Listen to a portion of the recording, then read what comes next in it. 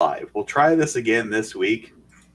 I'm just checking out to see where we are at. So tonight we're going to discuss streaming. What streaming services are you guys out there using? And are you using? I can turn this guy off here, I think. Oh yeah, there's an ad playing here. Sorry, I just have the preview for YouTube playing here in the background. So yeah, so just like what streaming services do you use? Now, for the longest time, I had no. CP Wolf says Twitter is down. I don't feel bad for Twitter. And starting off, we got Kurt riding shotgun with us this week again. And speaking of streaming, last week, so I did a show on Saturday night, and the audio quality, just watching it back, it was cutting out. My internet was just not very good, right? It was cutting out quite a lot.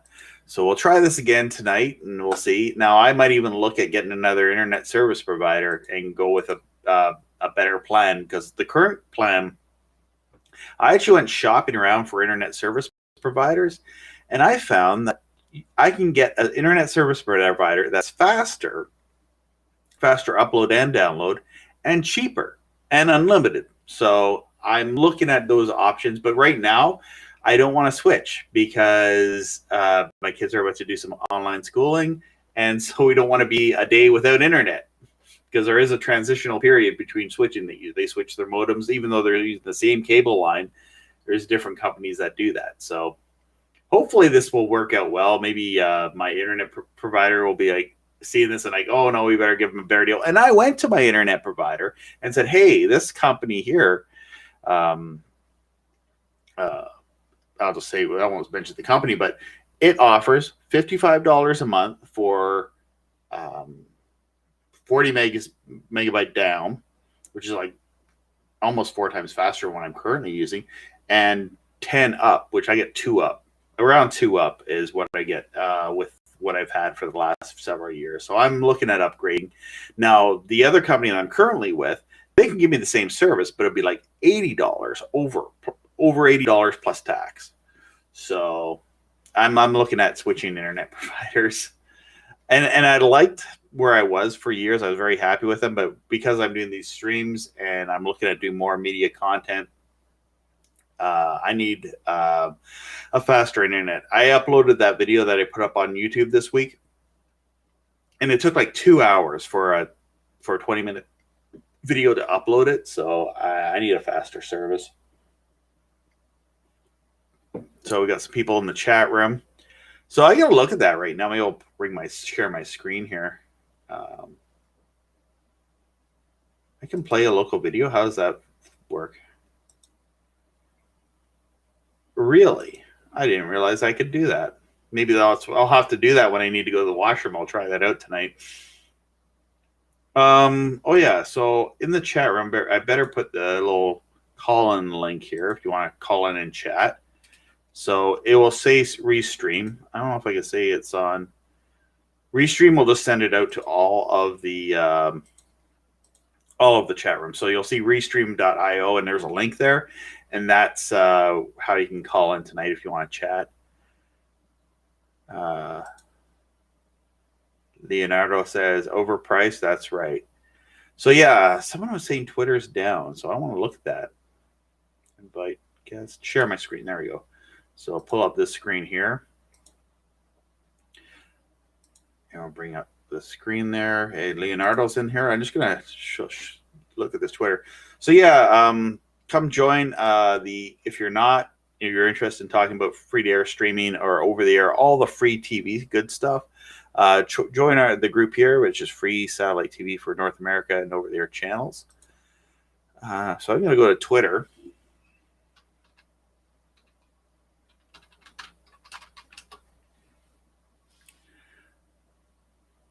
Well, see, I'm not logged in on this browser, so it's interesting to see not much happening here on Twitter. But yeah, looks like it's their login page is working. So CP Wolf said that Twitter was down. Leonardo, are you gone already? Seemed that he was on there.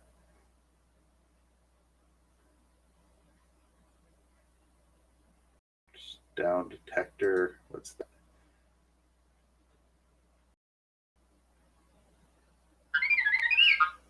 Oh, okay, so you can promote, say, if you have a. I've never heard of this site, downdetector.com, and it sells GFAs down. That's interesting. I should save that link. Downdetector.com. That's kind of cool. Good to know. Just like, because I have seen websites, like the big websites, and they were known for periods of time. So there's still an ad playing here. Just gonna check out the audio here over.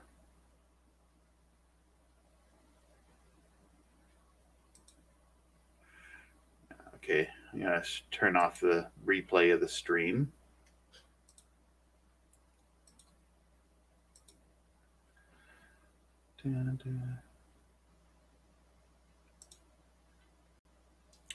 DNR says, I still watch Steam though. What is, I wonder what he means by Steam, like Steam game app thing. The stream today is about streaming services. So Robert Newberry asks, yeah, so we're just talking about what streaming services you like. Let us know. I've used Pluto TV. That's like for a live TV channel type thing. And it's been good. I mean, I don't really stream a lot of live content. I don't stream that stuff online. Most of the time I'm on YouTube. And then when I actually watch stuff, I'm either watching with the antenna or I'm watching with one of my free satellite TV dishes, either the C-band or one of the KU band channels. Usually I'm watching news.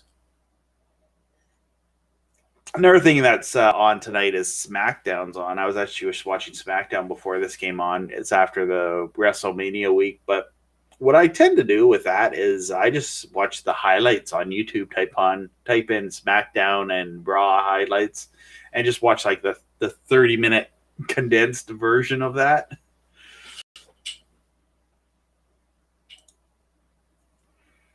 Kevin says, "Hey, how's it going?" What else have I used? So I've used YouTube. Recently, I've been using Twitch. I like talk radio shows, and I found that there is quite a few of the talk radio shows that I would listen to. They're on Twitch, so they just kind of have like the radio shows on with the video, and they stream it to Facebook. So sometimes if I'm at my computer, not at the radio or not at my satellite receiver, I can at least go to the on the computer, have my headphones and kind of listen, but have like it just boxed in a small part of the screen and do that. Robert says, I wish AEW was cheaper to watch. Yeah, because there is options for that. I think there's a Fight TV app. There's you can watch a bunch of it on YouTube, of the AEW stuff. They might even have highlights there. I have seen highlights there for AEW, and yeah, other sites would have that. But yeah, there's the pay sites. Other wrestling promotions like Ring of Honor and they do have on their websites, they actually stream their show. Impact Wrestling, I know Impact Wrestling, but Impact Wrestling is on Twitch and they have a 24/7 Twitch feed. Yeah. So we got Grandma Hates Tech. Hey Robbie, how are you doing this evening? I'm doing quite okay. We've had it's been a rainy last 2 days, and we've been in lockdown. Well, you're in Ontario as well, Grandma, and with 3 young children, it's a little rough right now. Rough on them, not able to get outside and play as much, but we're getting through it. Hopefully, will be nicer days coming up. Thanks for the update on the reception. Yeah.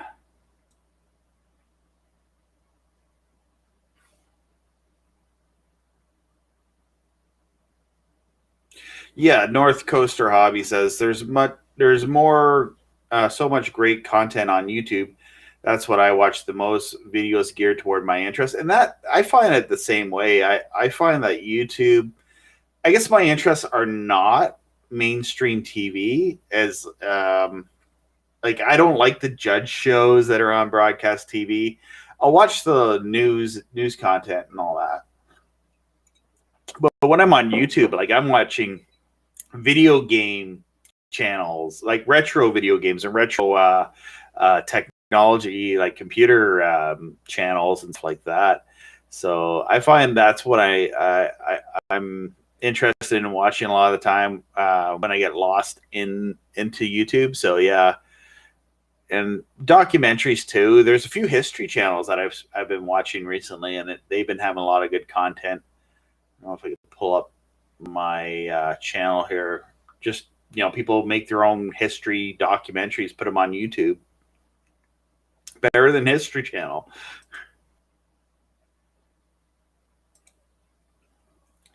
Paul Stringer is in. He says hi. Paul has another group on Facebook, which is the over the air TV antenna group.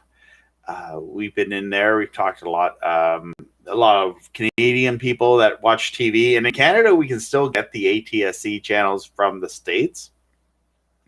The TV signals don't stop at the border, so we're able to see what's happening. Like for me, I'm in Kingston, Ontario, but I can get the channels that are in Watertown, New York, and in Syracuse, New York.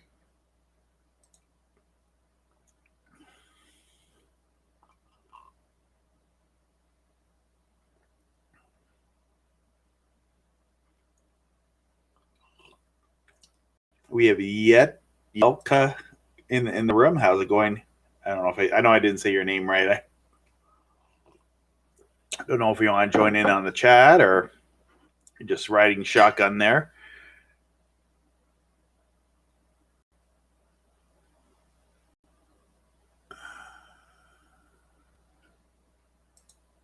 Oh, Leonardo says, I like how you told me about timeless TV on Roku. I don't remember talking about that, but on my TV antenna this week, I need an upgrade. Oh, timeless. That's like another retro TV channel. Yeah. Retro TV. Well, retro TV was like the first that I ever heard of. Retro TV, before MeTV, it was on KU band satellite. Someone is making noise here. Oh, there's a bunch of people in the chat room. Patrick's in the room. Turn on Patrick. Rick Astri never gonna give. Hey Patrick and hey Rick. Welcome. Hello. Fondling around. Sorry about that. Yeah, so I was talking about like the first retro TV channels. Like I always refer to MeTV as retro TV because when I first saw retro TV, it had Knight Rider, it had I Spy, the sitcom show of Bill Cosby. And when I first moved here to Kingston, I was able to put up an antenna and scan that. I actually got all the way from Buffalo, New York, the WUHF channel. I forget the name of the call sign, but that's how I was able to pick up retro TV on a clear day. Not every day, but the apartment building I was living in was facing Lake Ontario. I think I had a clear look across the lake toward Buffalo, and I was able to pick up that station on a clear day. The curvature of the Earth probably not always going to travel as far, but I guess it did travel far on some days. And yeah, that's Retro TV, which is owned by the Lucan Broadcasting, which has like I would say Tough TV, but they don't own Tough TV anymore. And they went into like bankruptcy protection, but yet they're still on C-band satellite. They used to be on KU band. They used to be on 87 West and then Well, actually, one time they were on 105 West. There was like a whole whack of channels there.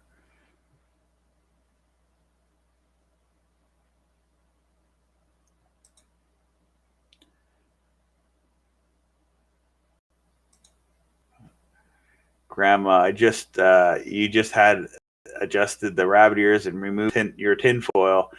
Actually, when I was in an apartment, I had the antenna that I'm using now, and the reason why I bought that smaller antenna than I'm currently using, the HD 360, is I wanted something small enough to just put on my balcony, because it was an apartment building, and that was like the only place to be able to do that. Okay, thank you.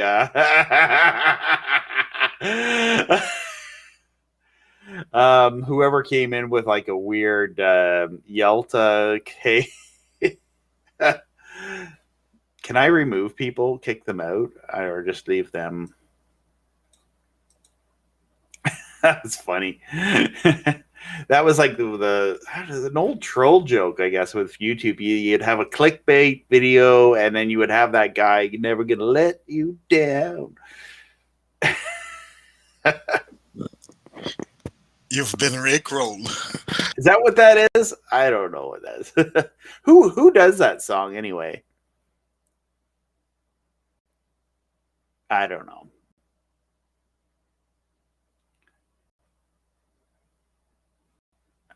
North Coaster asks, where is the link to download the TV M3U list? I'm North Mountain Film, sorry, official account. I'm not sure. I do have a video on that. If the link is outdated and not working, let me know in the comments, and I'll try to an update on that. Robert Newberry asks, is Robbie ham radio op? No. I am familiar with amateur radio. I actually have an ML8 antenna, and I have like a software-defined radio antenna stuff, and I play around with that stuff, but I don't broadcast. I don't have the broadcast or the transmit license that you would need for amateur radio. So something that's kind of on my bucket list to do that, but right now with the pandemic, it's not happening. Yeah, they'd have to probably let people do the test online. If they actually let you do the test in Canada online and just write it until you pass it, I'll do it that way.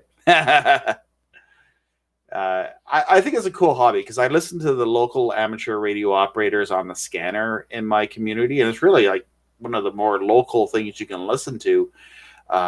If there's something happening, weather, they're all talking about a big storm that's coming, so you'll have people talking about the weather a lot on the ham radio nets.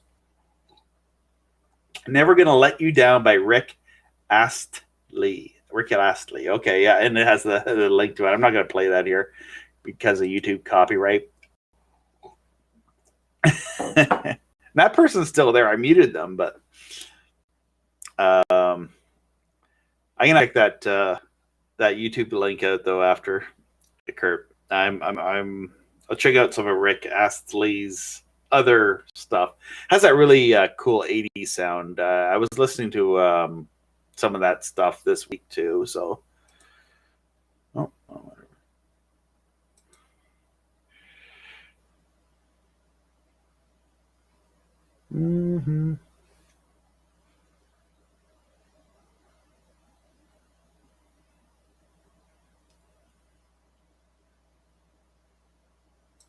Oh yeah. North Coaster Hobby says, I like informational stuff as opposed to reality TV. Yeah, and you can find a lot of that like on YouTube, even on free to air. Some of the channels on free to air on PBS and a few of the channels that are international channels will have a lot of that stuff. Yeah, I like TV programming that you learn some interesting content. Nova Nature on PBS is a good channel. And I found Kurt made a mention of that Nova Nature, that the satellite feed was actually better than my than my over-the-air feed, because I'd see more stuff like that.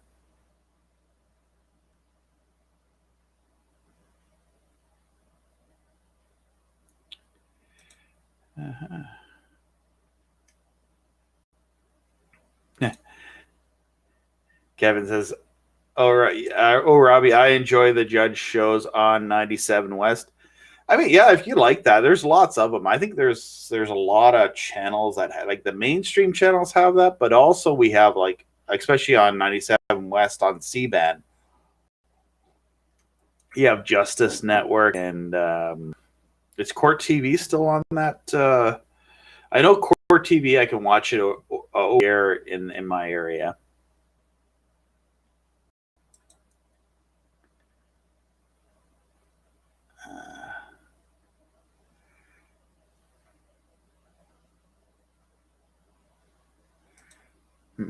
Not sure if my audio is out of sync or not. Using Restream, not OBS tonight. Just having water here to keep my throat dry. I got a little bit of acid reflux too, so I took some my Tecta stuff that take one pill and then I don't have heartburn for days.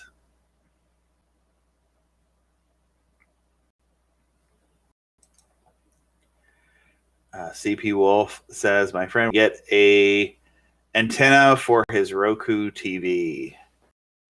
Yeah, I have an antenna on my Roku TV, but I found that the guide information on my, I think I have an Insignia Roku TV, and I find the guide, it doesn't have any guide info. Like, I think it might have, like, when you push info, it will come up, but it won't tell you what's upcoming. And the Roku TV, one thing that really ticked me off about it was you can plug a USB stick and pause live TV, but they took out any option of being able to have a PVR to record programming, even though it can pause live TV.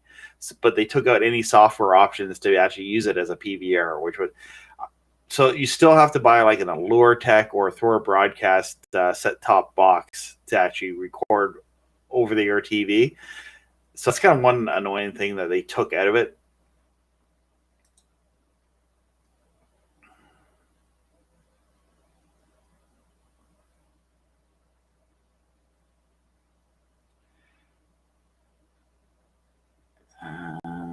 Did that guy leave? No, he's still on. Never going to let you down. Still on. Could bring his audio up.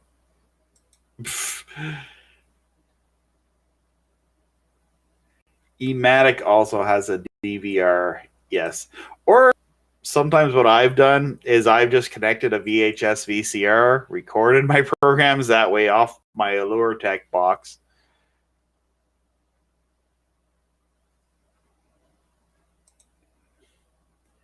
Robert says, I figure,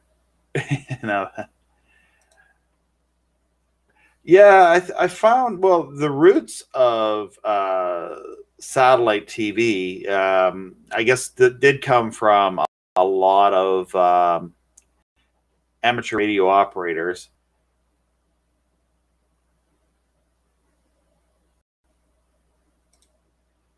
If you go into, like, even YouTube has a few documentaries about old school satellite videos and documentaries and TV spots.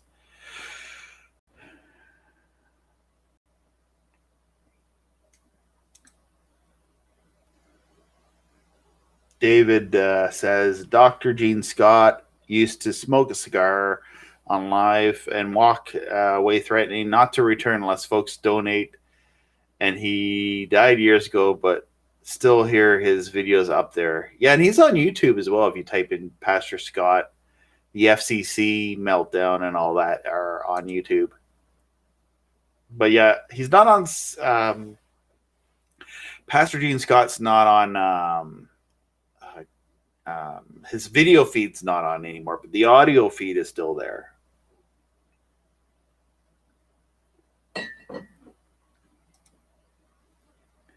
Paul Stringer says reality TV sucks. Now, there's been times where, yeah, I agree with that, but like I would watch Pawn Stars or what's the other one? Storage Wars. Those are the stupidest shows. Well, especially Storage Wars. But I get into that show, right? I should be embarrassed to admit that I watch Storage Wars, but I mean, I get into that sometimes just to see how much overpriced they actually think some of the junk that they find in those storage lockers is actually worth.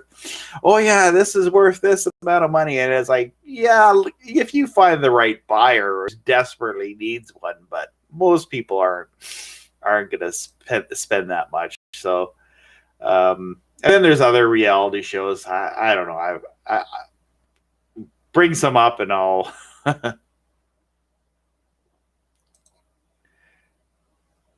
University channel, yeah, that's Pastor Scott's channel. North Coaster says Justice Network is now called True Crime.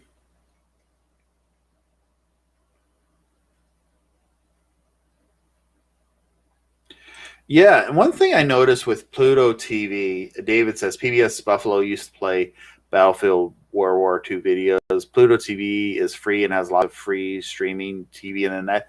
And Pluto has like historical. It was kind of funny because when I was watching Pluto TV, it was it's like the dollar store version of the History Channel. It's not really the History Channel, but it's the generic. Here in Canada, we have a grocery store called No Frills, and it just has like everything's orange labeled. I don't know if I have anything that's orange labeled. No Frills merchandise here.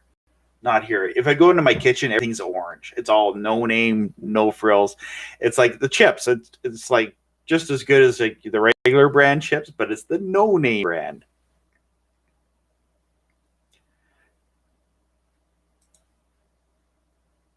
CP Wolf says, yeah, PVR, DVR, yeah. Tony Gloss asks, and maybe someone can answer Tony this better than me in the chat room. Tony's on YouTube. So, any good sports on free-to-air satellite? And from what I understand, I'm not a big sports fan myself. I'm a wrestling fan. But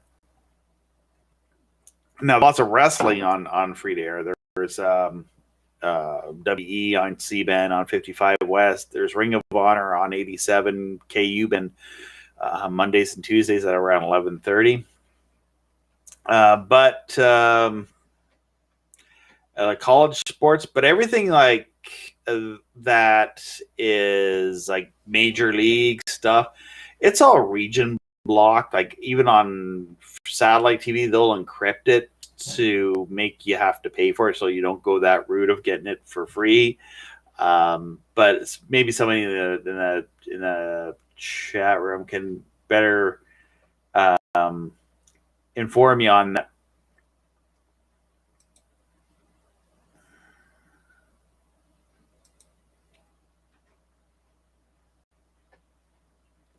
North Coaster Hobby says EPG information is sketchy at best in Canada or over-the-air TV. Yeah, there's not a whole lot of over-the-air. Yeah, it's like even my local channel will say event number, but it doesn't really say it, and it's hard to really set your PVR by that. Now, with other American services, like if I get Antenna TV is actually a bad example because the EPG guy doesn't work properly with them. It's always an hour off. But on some channels, you can, if you have one of those PVRs, you can just like select the program, and when you're in the EPG guide, select record, and it will record it for you, which is great. But with Canadian TV, it's like a VCR. You have to kind of go inside the settings and the timer settings, set it to record at the times that you want, and that's how you have to get around that with Canadian TV. Nardo says PVRs are dirt cheap here in the US. They're like $40. Yeah, they're like satellite receivers that you find on Jeff Bezos' website that are $40. Those DMCO and GT things. Questionable power supplies, especially with the PVRs. I've had an AllureTech box, which I took to the electronics recycling this week because the power supply died on it. I think there's other issues with it.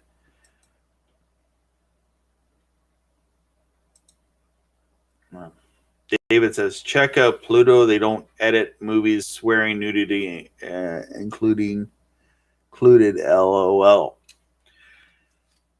Do they edit stuff like that out anywhere else? I guess broadcast TV does still. Like I watched a movie on AMG, it was a while back, and I was kind of glad because I can watch the movie yet not have to wear headphones with my kids in the room. But anywhere else, Netflix, places like that, you're going to have that. I almost wish that there was an option, like on DVDs or on TV, that a sound option for like the TV 14 option or the TV PG option. Just so if you don't want to hear the F word, a bunch of times in your home, it would be cool if you had the option where they just changed it and even just dropped the audio out so you don't have to hear it.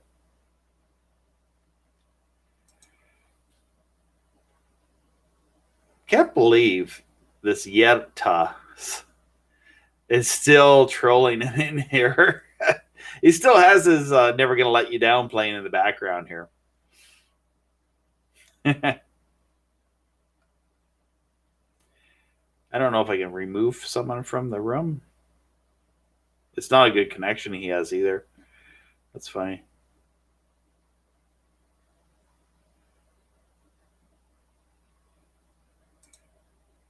North Coaster says Fox College Sports always free of 91 West C-band. Yeah, lots of college sports. I know that much about the sports stuff. So you get the college level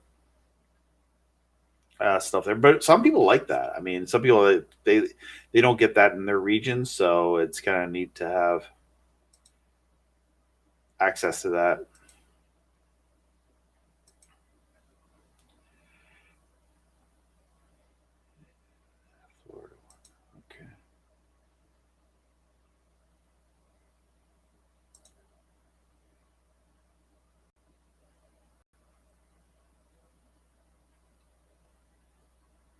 Price is right in Canadian dollar at now. Is the Canadian dollar going to go down or up now? I wonder where we're going, because with the US dollar, our dollar has been on the rise anyway.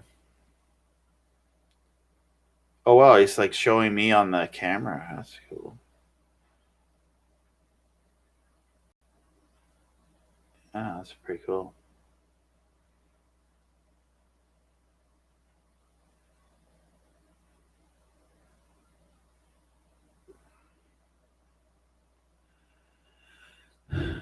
It's a new OTVA call. Sorry, I'm trying to read this here. North Coaster says the new over-the-air channel called Defi carries Storage Wars and Pawn Stars.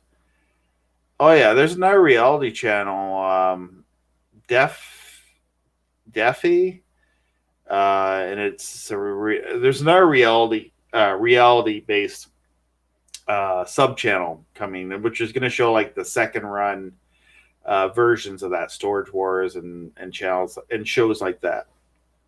And I can see that happening more. And that's how like second run broadcasts, they spend money on that. It's a successful show. It's kind of like, how they used to run The Simpsons on like 5 different channels at different times.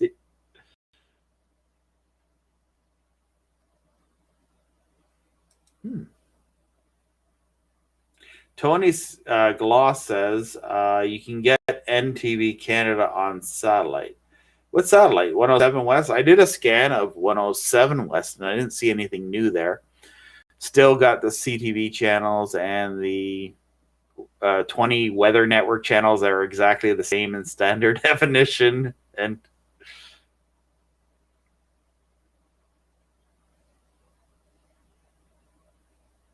okay.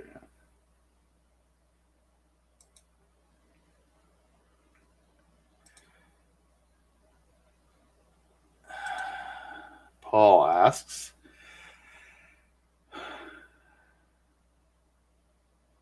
oh, Paul, yeah. So we're in Canada. So with Pluto TV, you can go to plutotv.com or whatever. Just do a search for it. I guess you're using your phone though. So with Pluto TV in Canada, you're going to get like 5 channels. And then, but if you use ExpressVPN, you can watch Pluto TV and get the American version. And you get like, same thing with Stir. If you use the Stir TV app, or just go to their website and watch Stir TV.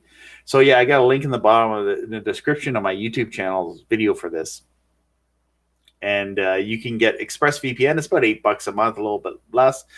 It's great if you're surfing the internet using public Wi-Fi, but also services like Stir TV and Pluto TV. You can get the 300 channels, the dollar store history channel, but it's free.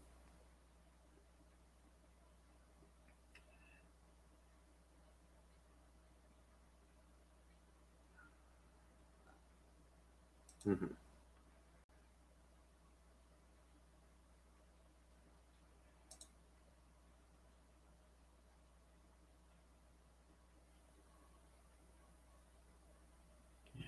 To leave that one there. I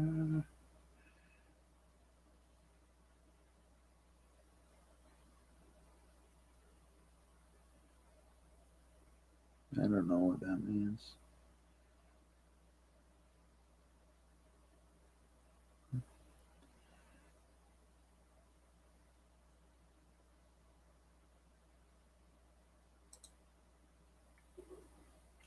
Patrick says, I saw the state that colleges actually have C-band broadcast dishes.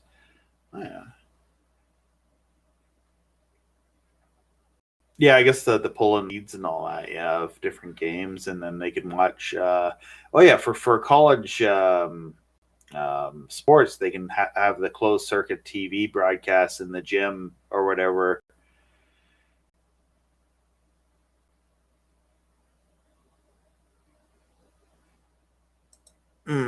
Sorry, Tony had an answer to my question asked a few minutes ago. I mean, can you get NTV? I think NTV used to be on 107 West, and it was kind of like CTV.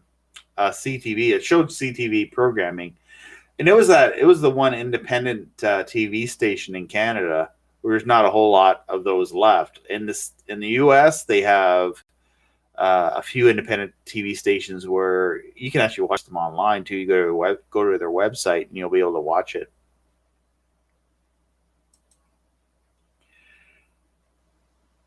Have you watched NTV Canada? If you're talking about the channel instead of Newfoundland, I have seen that. I remember seeing it on 107 West, and they would have like the Eastern news. For a while, it looked like they had like a news loop in the afternoon, but then they show movies and things like that as well. City TV used to be really good. City TV used to be like it would have movies in the afternoons and stuff like that.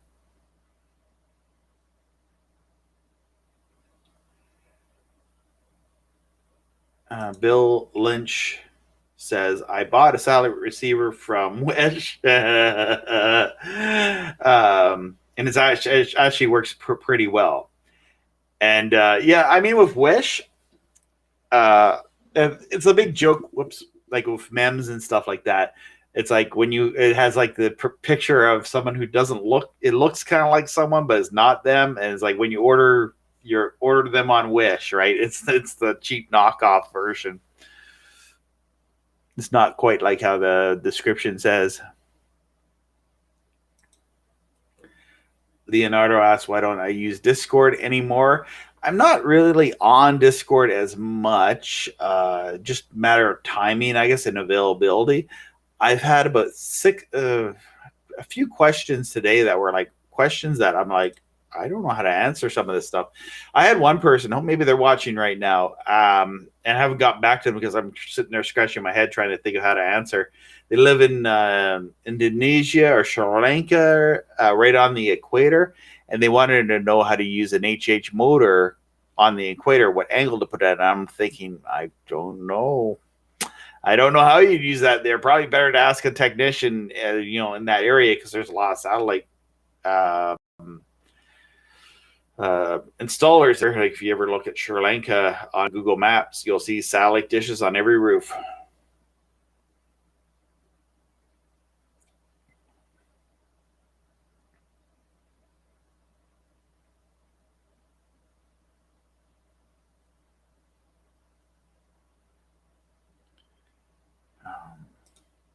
Patrick says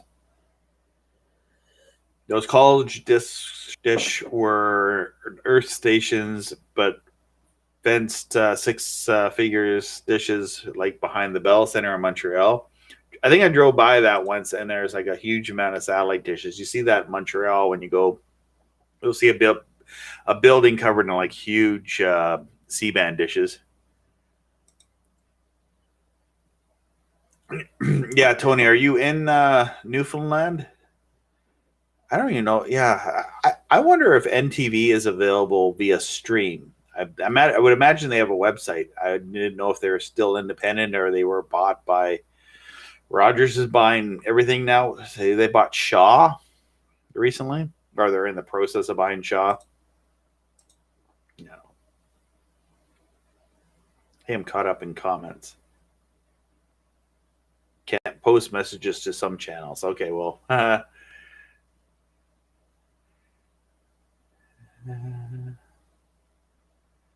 yeah, Kurt found it there. It's an NTA Canada. I'm gonna pull that up here. We'll look at it. We'll look at their website together. Because I noticed the logo was I'll bring it up here.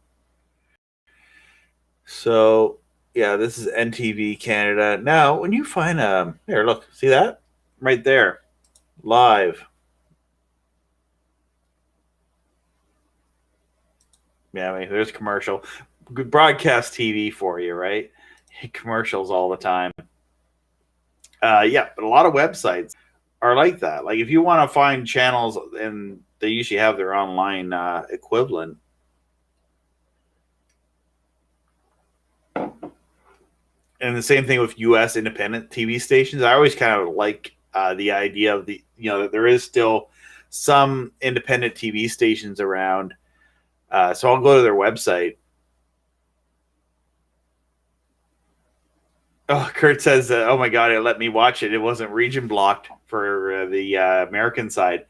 Yeah, sometimes it's not. I know with CBC, to watch CBC from the States, they block some stuff because some of the program they have region blocked. Vice versa with other, same thing with every broadcasters.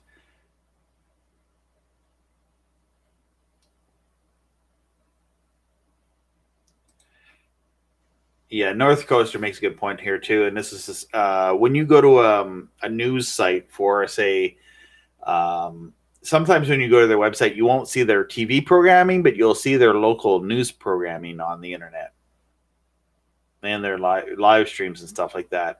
So you'll be able to watch the Vancouver CTV's news or something like that via their website.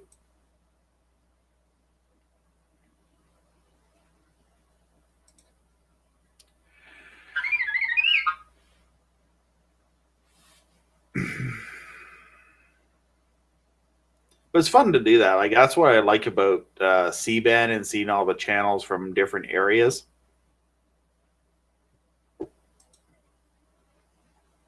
Is that you can see news programming. It's more of it's going away, but I was on 99 West today and doing a rescan there. I moved the dish because it's warmer weather now, and I was inside and it was rainy, so I was just doing some scanning, and yeah, didn't find a whole lot of new stuff within the last few weeks. So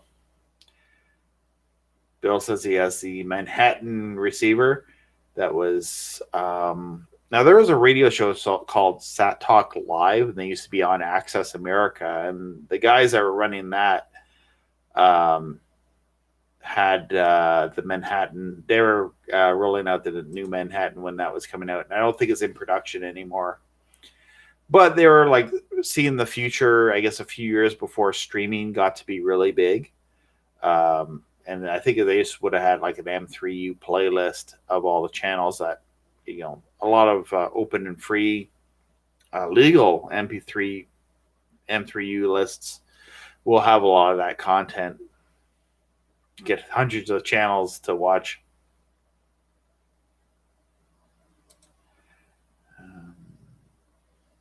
North Mountain Films asks, how do you watch global TV's live stream outside Canada without cable login?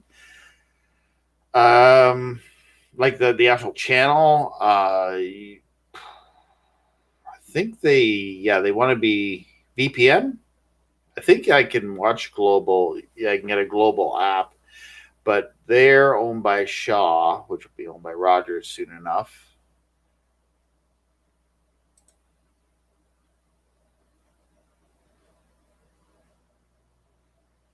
Yeah. Anyway, yeah, I get my local TV channel as a global affiliate, so really all I get is global in this area.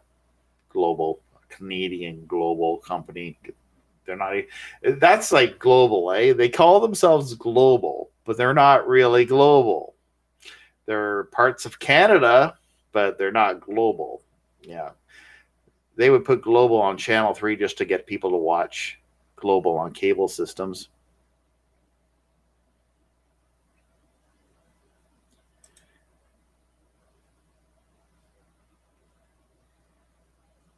On the FM band, yeah, I was actually listening to AM radio this week because I like talk radio, and we don't get in my area. There's a lot of FM radio stations. There's not really an oldies station.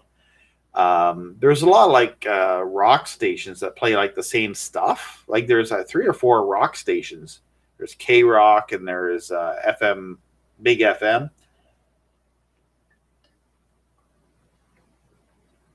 And you can actually, interesting thing with websites like that, you go to K Rock, do a Google search for K Rock or Big FM, and you can hear them. And they're actually real happy to hear that. There's on Amherst Island, there's a radio station, and it's on, it's like has its antenna, not a barn, but you know that the thing, what's it called, silo, where they used to keep the grain up, you know, the big towers they have on farms. Anyway, they have their antenna on that. I'm gonna Google search that. We'll talk a bit about that.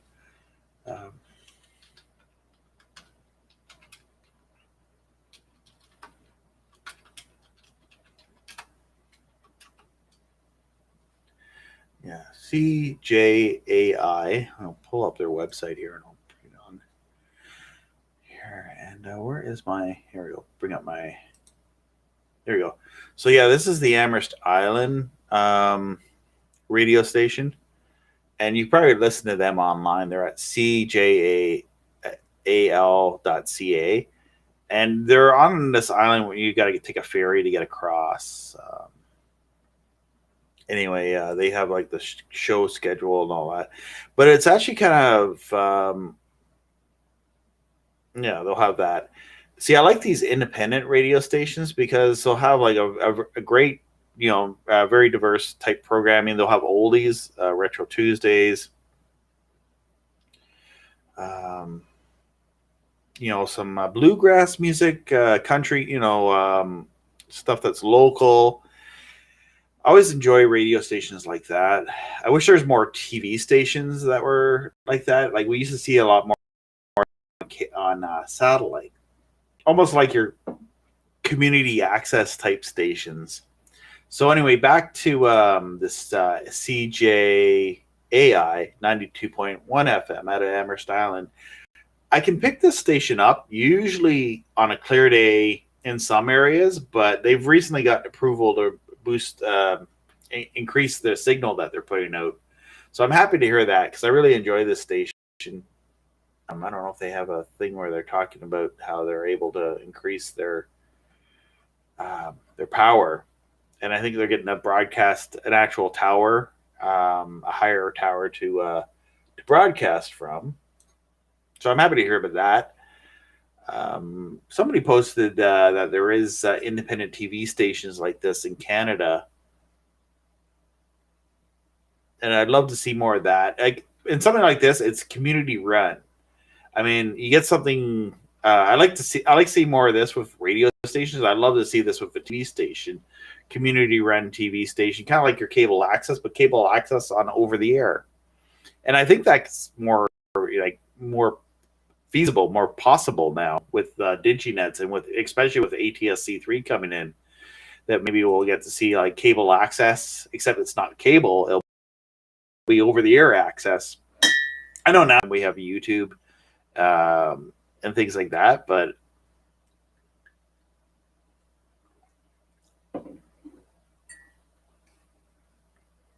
Andrew, thanks for chiming in tonight, Andrew. I've been thinking about you when I talked about talk radio because you did on your YouTube channel. You were talking about talk radio, and I love talk radio. You talked about the Dan and Mike show and Howard Stern and stuff like that, and I enjoyed that. Yeah, so Andrew has a YouTube channel.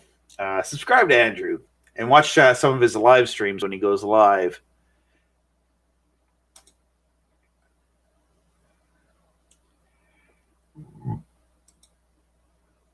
No, sorry, you guys have a conversation going here.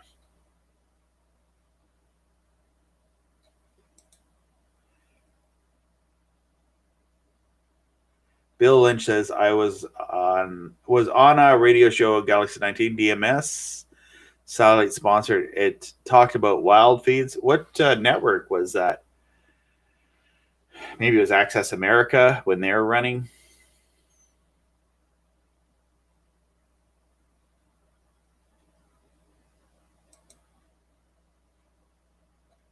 Oh yeah, FM. You're talking about the FM stereo, where to get this is like back in the 80s, where you could hook cable up to your FM radio and get like a whole bunch of extra stations. I remember CHUO, which was Ottawa University's radio station, and they would have like their radio station on cable, but they weren't on the air. And there was also things like that for Much Music. You can get Much Music in stereo if you hooked up your FM tuner up to it.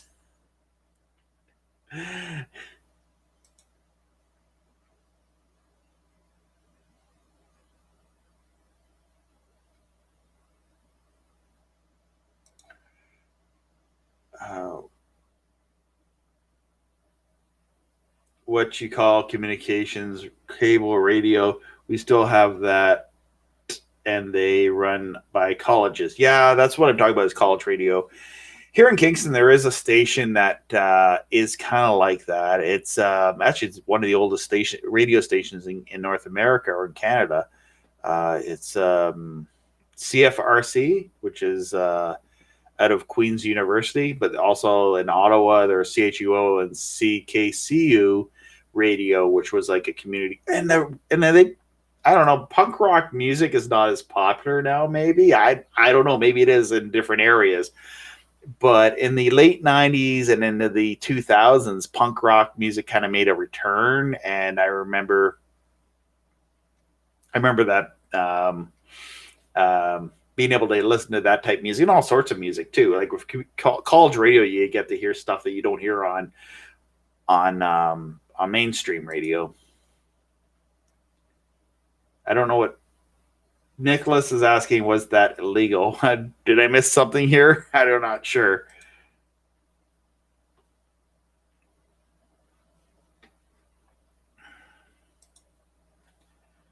Oh yeah, WJMF signal was too weak, but we picked him up. It's audio on 87. Yeah. And I guess the reason, I don't even know if cable has FM transmitting through the cable anymore. I have never even tried that in my area. I have adapters for it. Oh gosh, I have boxes and boxes of adapters. If I find an adapter at like a dollar store, like what you used to get at Radio Shack, I grab them because make a CB antenna connection into a TV connection. You could take a CB radio coax, RG8 coax, and an adapter that'll make it into the headphone jack adapter. For I got an adapter right here, the big old headphone jack, what you used to see in the olden days, to what's modern to the what works for this type headphone, the 3.5 jack. Oh, someone talking to me and my headphones get popped out. Could have been talking to me all this time, and this headphone is actually kind of botched. I'll just leave it unplugged. I mean, why not? Yeah, I still haven't put this LMB up yet. Still working on that for my KU band dish. I want to get this going at some point.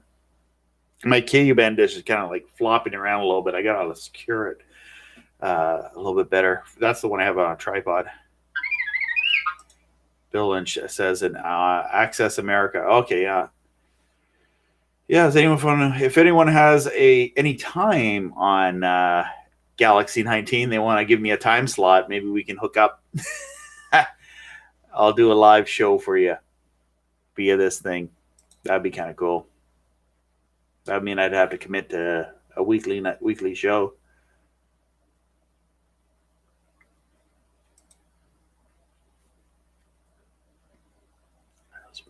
Yeah. I got to try something here on Restream just to play around with this thing here. Playing a video. It says play a video, so I'm going to give it a try here. I'll go into my videos here, and I'll play my ad. Actually, can I go have a break? I never actually played around with this while doing Restream. Where is my videos? Video file. My video folder. Oh, wrong. Okay. Doing some on the air production stuff here.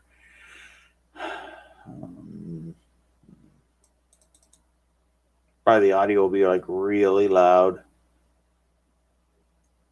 Doesn't give me the option to do a search for a video. I have to like kind of manually find it.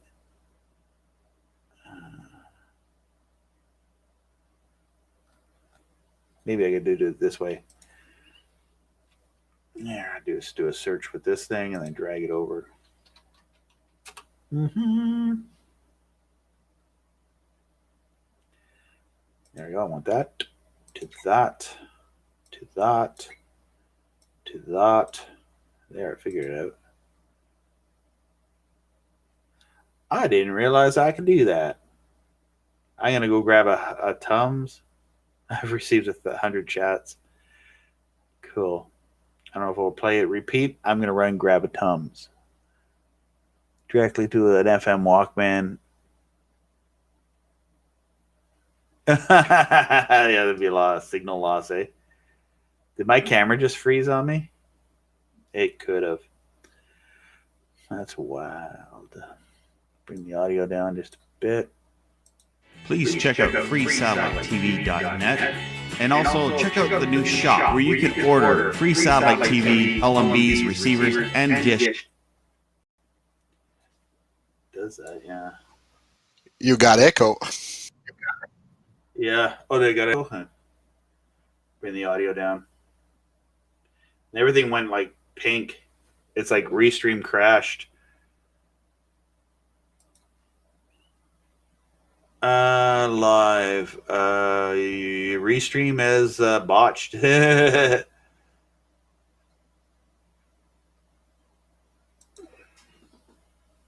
did I click on exit?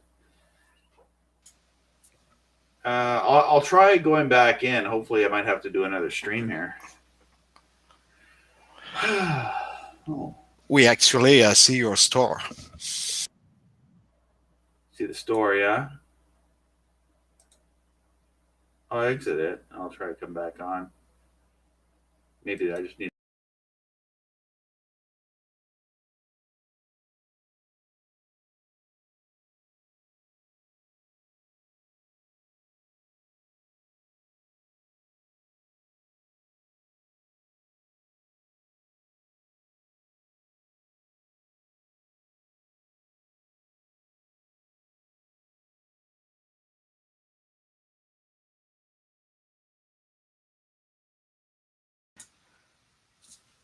Oh, I think it's gone, isn't it? Yeah, I don't know what happened to him. Especially on your browser. Okay, I'm back.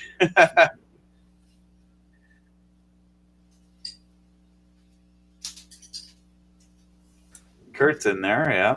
Okay, you're on a restream only. Okay.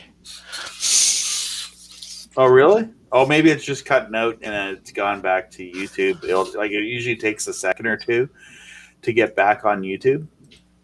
Here, I'll just click on YouTube. I'll turn my audio down to get feedback. No, I guess that's not a good idea though. To try to play a video off your hard drive. Well, it caused the crash.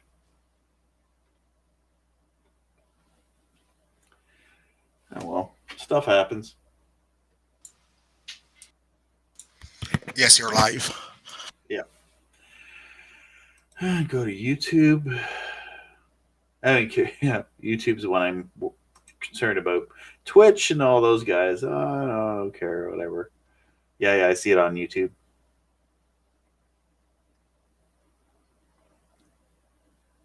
Yeah, I see that. All right, I'm just gonna turn this off here, and I'll go back to this window here.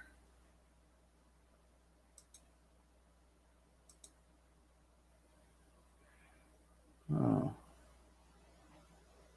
How do I prioritize people here? Doesn't give me that options.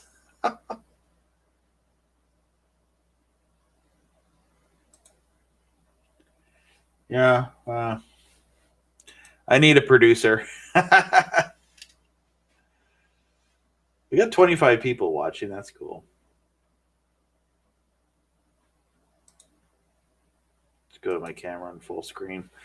Yeah, so we're back. We got cut off there for a little bit. I don't know. You guys think I should come on tomorrow night and stream again? I don't mind. You don't have a top. Do you have a top 10 list of streams you're going to talk about? No, I didn't do a top 10 list of streams. I just I did a video about top 5 streaming services, and YouTube, they didn't ban it, but they age restricted it to like you had to be recommended for people over 18, which is kind of weird.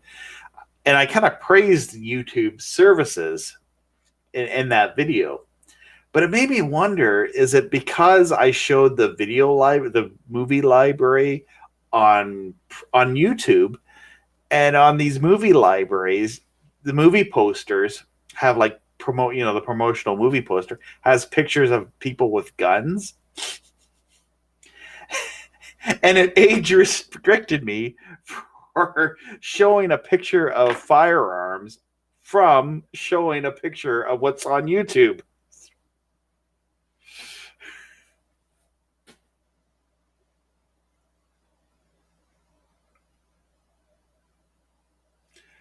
I wonder if I can find that there. I'm going to pop it up on the screen. I guess I got to share my screen here. Probably get this bad video. Oh,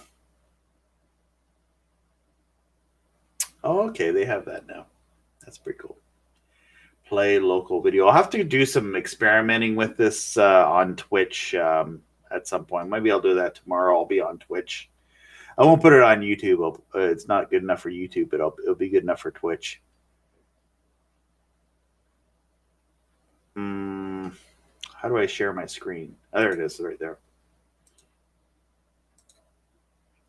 So I wanted to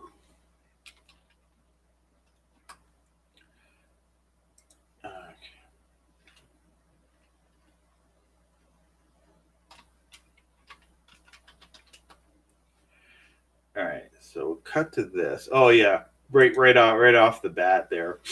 All right. So if you go to YouTube /movies and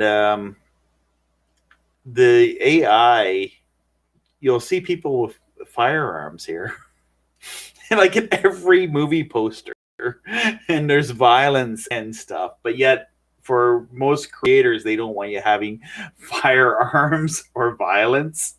So I don't know if this video is going to be age restricted to 18 without without me being able to appeal it, because that was what happened to my top 5 streaming services. But yeah, there's a service on YouTube called YouTube Movies. You can buy movies, but if you get YouTube Premium, a lot of these movies, and YouTube's not even giving me any money to talk about this or anything like that. I'm just talking about it, as an option. And YouTube Premium also will give you stuff without ads. So you pay for the service. You watch other YouTube videos, but without the ads. But they also do have a whole lot of movies to watch. But there is a free section here on YouTube movies. I don't know if I could figure out rent to buy, browse, purchase, but there is free movies on YouTube that you can watch. Well, there's free movies back in the olden days when YouTube was before Google owned it. You get free movies on YouTube all the time.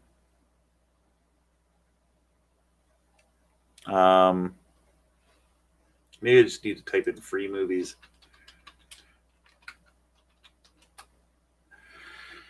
Maybe.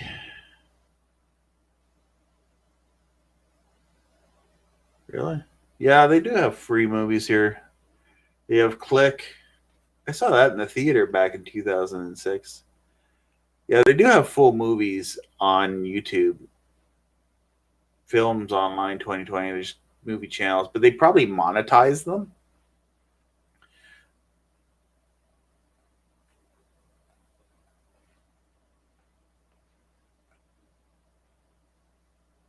So there is, like, Pluto TV has movies. Original Home Alone is on there. Yeah, a lot of people don't realize that either. Like, they think, and this is what you can watch like with a smart TV. I'm gonna pop out my head jack because I don't hear anything. I'll wait till someone starts talking. I'll pop it in, just because sometimes this thing can pop out and then I don't hear anything.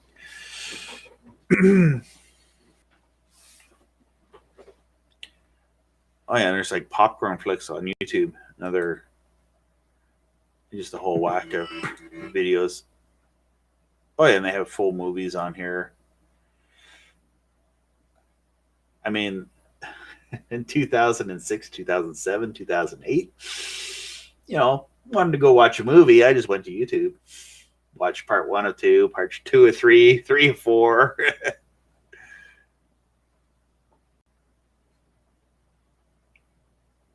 Oh yeah, we'll have feedback as someone talks.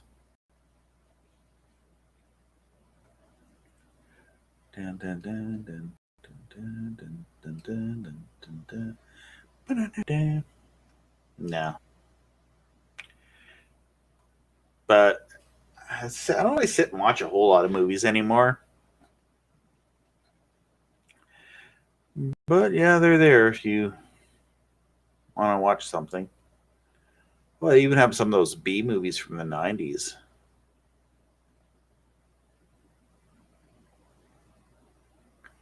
Do they have The Last Starfighter? I wonder if they have The Last Starfighter.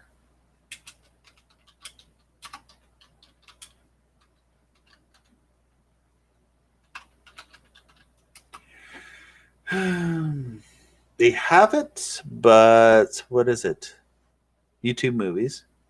Oh, they have it. Really? Oh, no, it's for rent. It didn't say that until I clicked it, and then it became like rent. It shows the preview.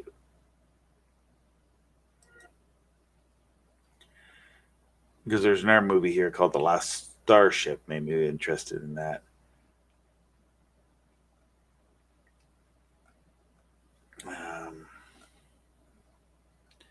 Then there's like other channels that just review movies and stuff like that. And the interesting thing is, with The Last Starfighter, they actually made a video game that was like based on, that looked like the video game in the movie. Because when I saw that movie, I thought, what, no video games I ever seen. Like I didn't see polygon video games as back, in the 80s and early 90s when I saw this movie. But there actually is a game that you can download and play on a computer. Should make a after show. Yeah, well, if you want to talk, call in. Are you still on there, Patrick? Did I mute your audio? Oh, yeah, okay. No, you're on. Yes, I'm on. Okay. I don't want to intrude. Leonardo's on, and hey, Leonardo, you're on now. I had your audio down, but I have your. Are you showing your screen there? Peacock.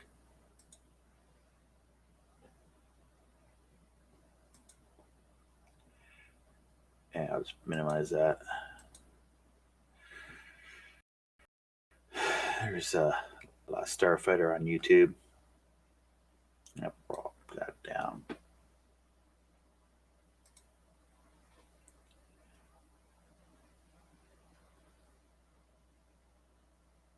So yeah, Patrick says you could download them with the same plugins as other YouTube videos. I found YouTube Video Download Helper has stopped working. Whenever I'm using it, maybe it needs to be updated. It's still up there in my browser here as a plugin, but I'm not sure. Every time I download a video, it only gets like about 80%, and then something goes wrong. So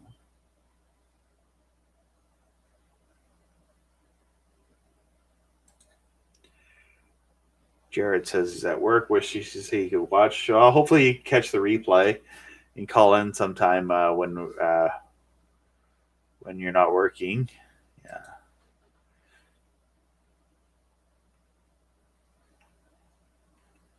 Yeah, there is a downloader I used to use all the time for, Video Download Helper.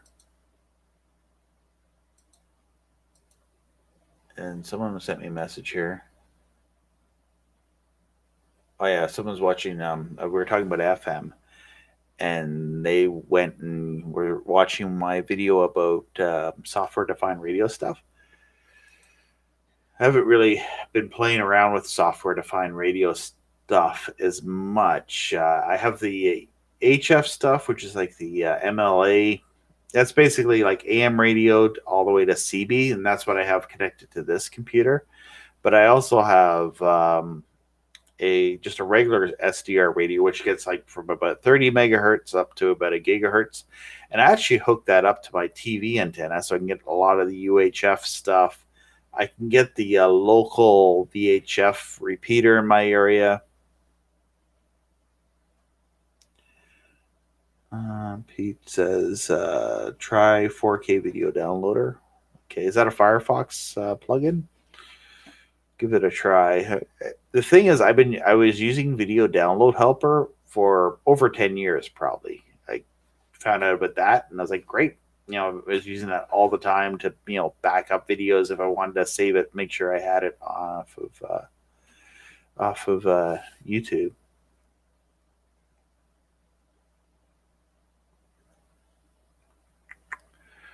Yeah.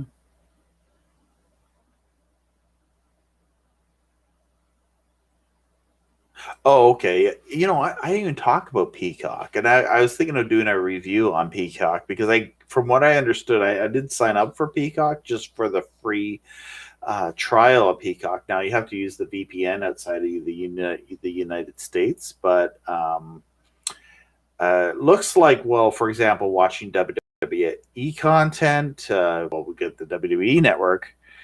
They went with Peacock, so WWE Network, which was sucked here in Canada because, well, it still works this way in Canada, is the WWE Network is available on Rogers as a channel, but I think they still have access to like the online content library and all that. But when I first heard about it, I was like, well, that's exactly what I want, is to be able to get that, not have cable, and stream the content. Now, there's ways of doing that. I understand, but it was a slap in the face for me, I guess, when they weren't available in Canada for a while. And then at first, you had to have Rogers to be able to get it. And I was in an area where you don't have Rogers. But then eventually, the WWE Network, you can get it in all, Shaw Direct has it. Bell, I think Bell might even have it now, Bell TV.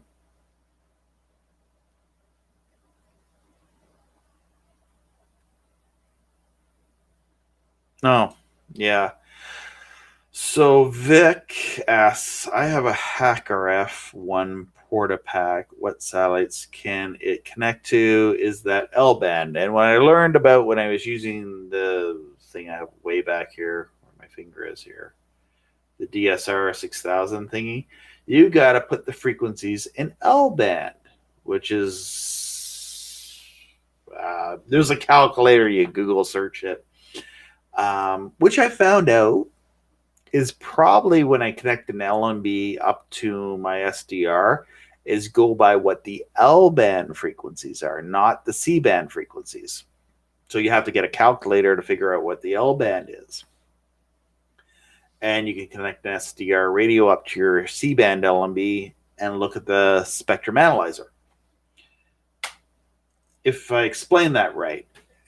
Because it should work with a $20 SDR. Connect that, because the SDR is like a DVB-T tuner that you can, so for terrestrial European TV stuff. Mm-hmm.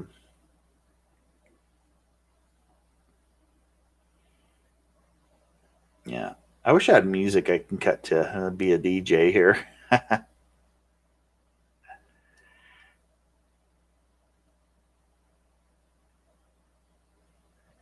Oh.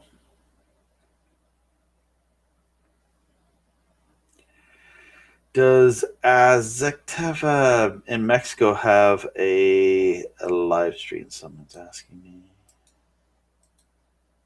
I don't know.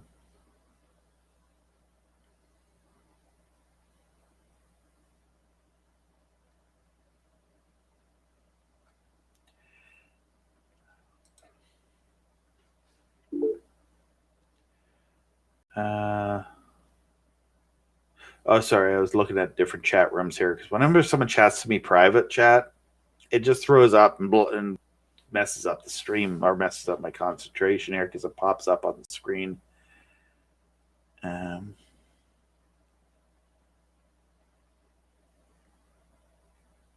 Yes, so Geon's the free to view TV playlist is a good free legal IPTV playlist worth looking at. What is the website where I would find that? Leonardo says L-band, never heard of it. It's basically what the broadcast industry would look at C-band. Was it not have an up converter or down converter in the LMB? Something to do with that. I don't know why. It's getting late for me to figure that out.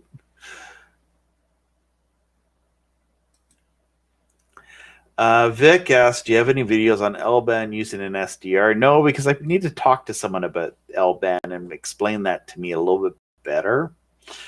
I've read up on it a little bit, and now it's kind of scratching my head.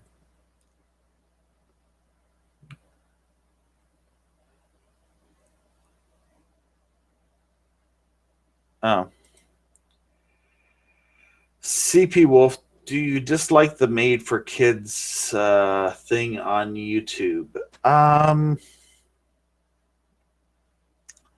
If you're talking about the YouTube Kids app, I like and dislike it, I guess, because there's certain shows that my kids will watch, which I'm fine with them watching, but they have to be approved by YouTube to allow kids to have it. So Cocomelon's fine. Paw Patrol's fine. TVO Kids is fine. PBS Kids is fine. But then there's other stuff that actually is kid appropriate. But because they're a small channel, they're not going to get approval to be on YouTube Kids.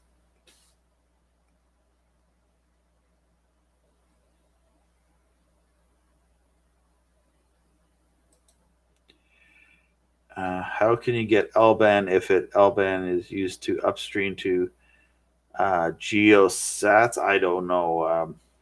So as I said, I'm not familiar on what it's like when I use the DSR. I have to calculate the frequencies that would be on C-band and use the calculator, which you just Google search for L-band to C-band calculator. And that's how I was able to see signal. So the DSR-6 was like, it was getting to be super complicated. It's not like your plug-and-play satellite receiver. It's not like an Amico. It's more like, you're dealing with a Linux-based satellite receiver that's... I was able to figure it out, but... Yeah, you think it's low bandwidth. Okay. Yeah.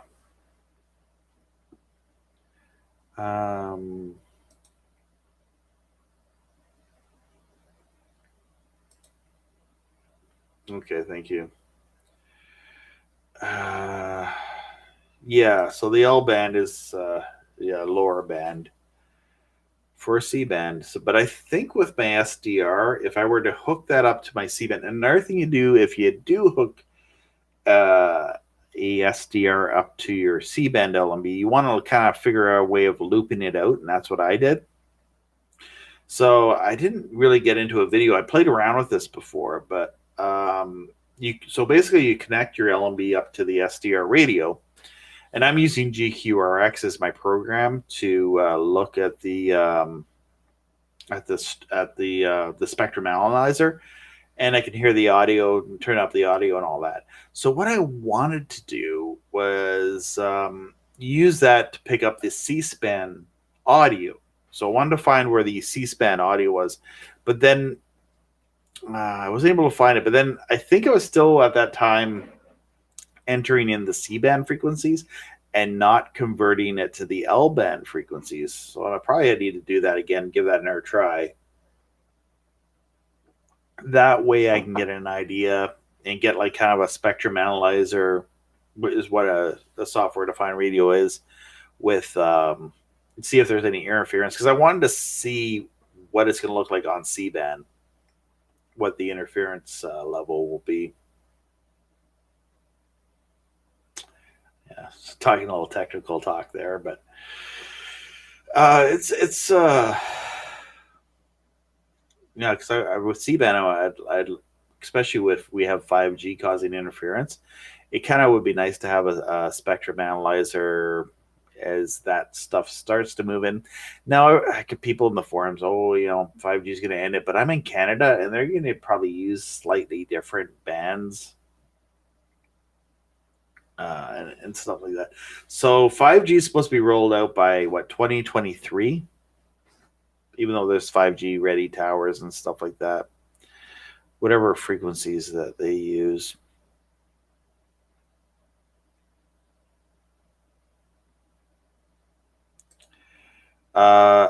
Vic asks, your PayPal donate link doesn't work. Do you have crypto address for donations? I probably do. I haven't posted it yet. What cryptocurrency would you like to give me? I'll take Bitcoin. I'll take Ethereum, like even like a few bucks in Ethereum, or whatever. It's nice to get the cryptocurrency. I got some. Bought a few of the smaller coins too, not a huge amount, but I'm using NetCoins. We're going to talk about cryptocurrency now. Just something. Hey, yeah. When the economy crashes, and there'll be all there'll be left is cryptocurrency. But yeah, I was thinking I'd like to put up a link. I guess with what I see in other places that have links like that, they have a link for everything, right? They have a link for Ethereum, a link for Bitcoin, and a link for what's the other, Litecoin and things like that. There's a lot of those coins that are right now.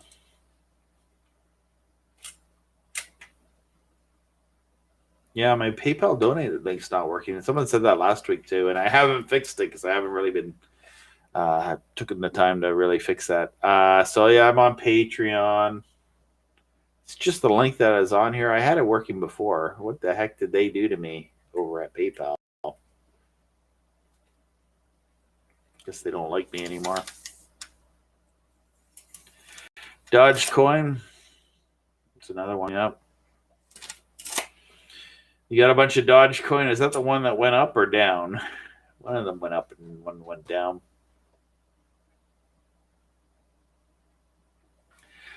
Leonardo says, I know some websites was taking gift cards. Yeah.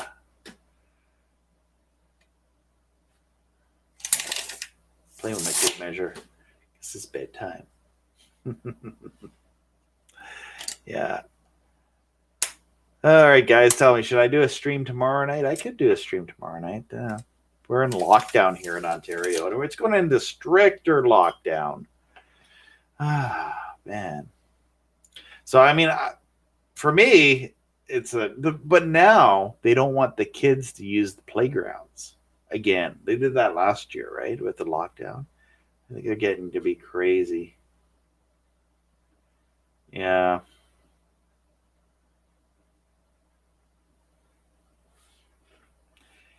CBC comment allowed? Sure, as long as it's going to, bury them.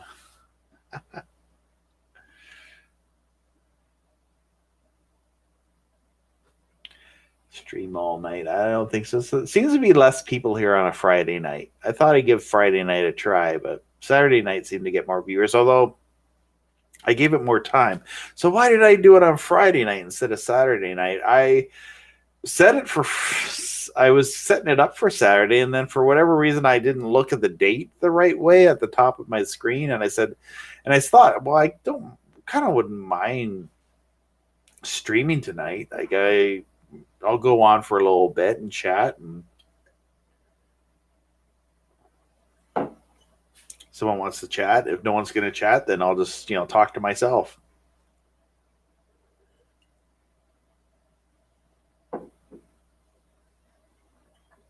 Oh, yeah, they're going to mask toddlers in Quebec.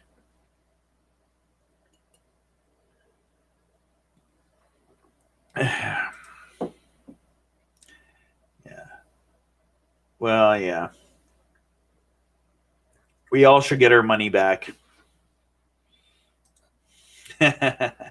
Especially me, because I don't even get access to CBC in my area.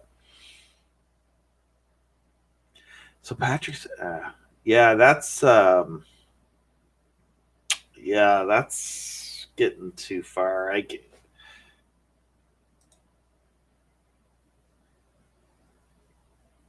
Oh yeah, and Leonardo says people here are all over the place without no mask. You're in Texas.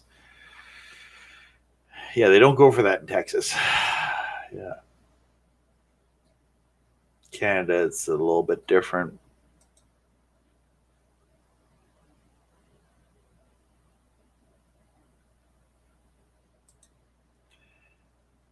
DC Mike says, I think that's why a lot of people moved here to my town, never shut down at all. Yeah, I'm not going to talk too much about that stuff. I think we all need an escape from all that. And so that's kind of what this live stream I thought would be fun, just to have a little escape from that. What's going on, the world's going crazy. So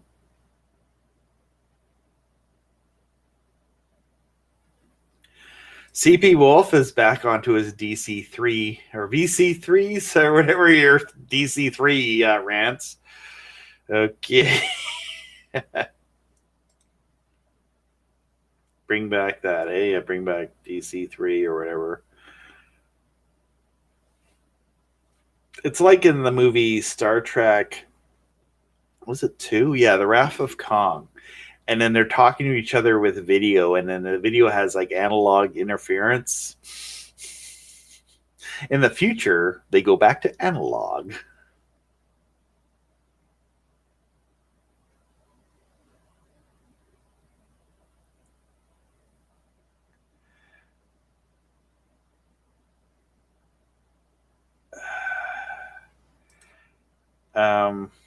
North Coaster says, at least they could put CBC English and French feed on Sally, then more Canadians could access it.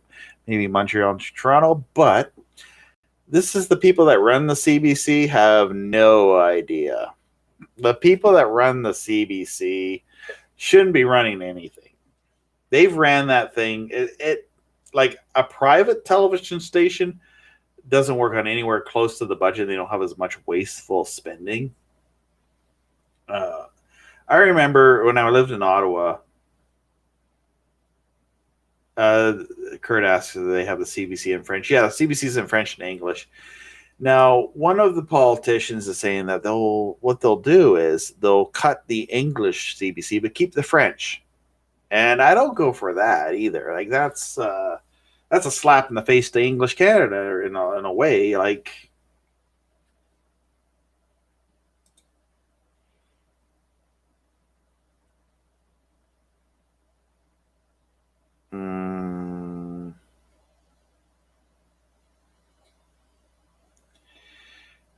let's see. Yeah. So yeah, CBC is probably, I don't know. CBC just thinks everyone's going to pay for internet and stream them, and they're not going to worry about broadcasters, but they want more budget.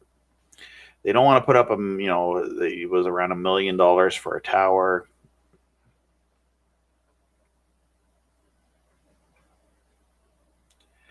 Patrick says you should get topical and tall for a subject, maybe.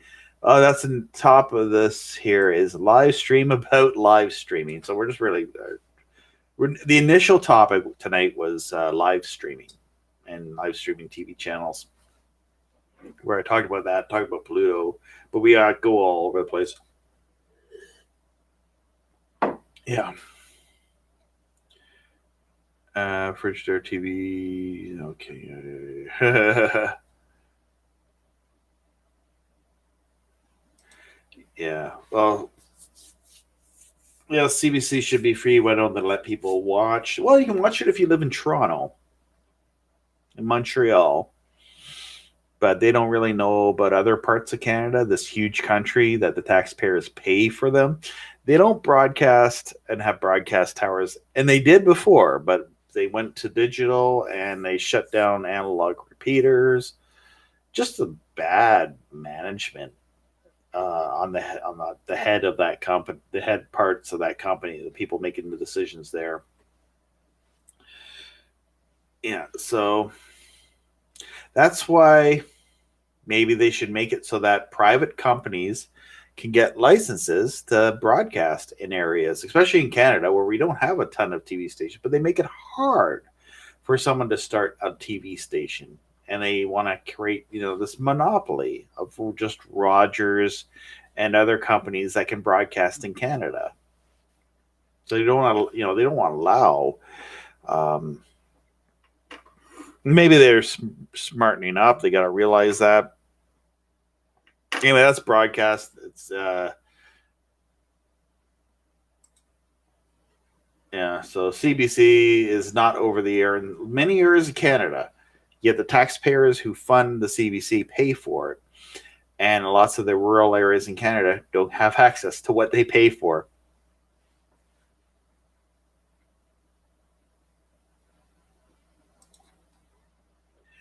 Patrick says typical government bull. And Paul says that's, yeah. Yeah, only in major cities. I don't even watch them. Now, I did get CBC for a while with the Shaw Direct LTSS program, where they sent me a receiver in Dish and gave me on that receiver, they gave me it was kind of like Freeview for Canada, except they didn't implement that very well either. They don't do anything well here. So they had it. so no one would know about it, and only a few people know about it. I found out about it from Kijiji. Someone posted hey, take advantage of the LTSS on Kijiji. They didn't promote it very well. I was just lucky enough to see that, and I jumped on it. I got the LTSS before the deadline back in 2016 or whatever it was. If you do a search, you'll see it all on Wikipedia. Yeah, that's Canadian TV here.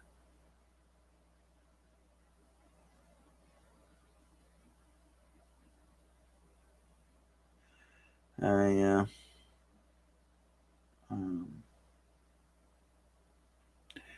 Yeah.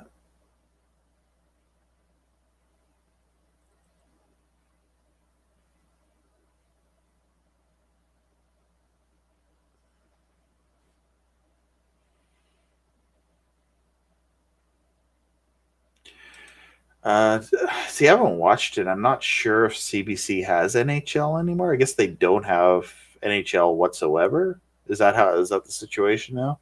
I haven't really watched, so.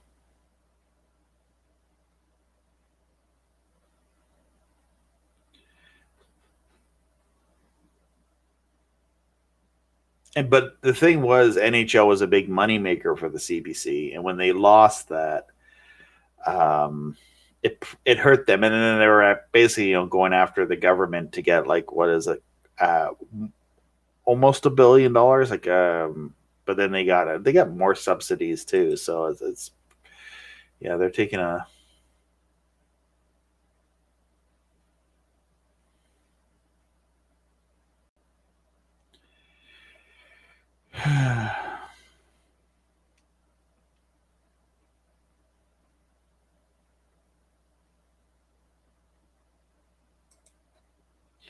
Yeah, I mean, in my town, I'm a lot of people, when I tell them I wanted to get a grounding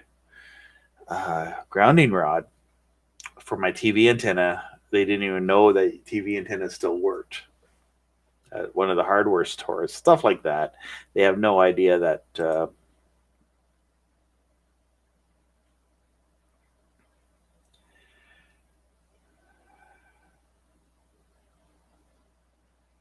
yeah, they have NHL. I imagine they still have NHL.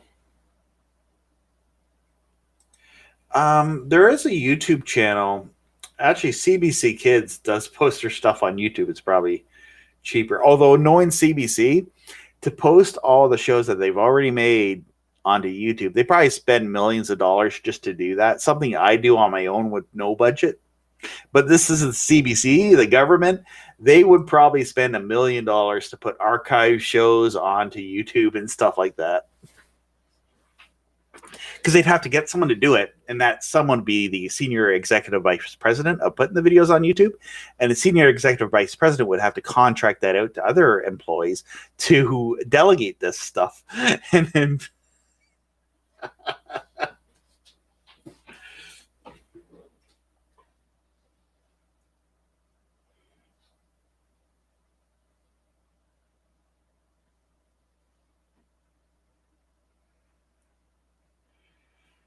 okay, yeah. I don't need these on. Yeah, so yeah, CBC is not available. National Film Board is available. I think it's on YouTube, but they have a website probably with.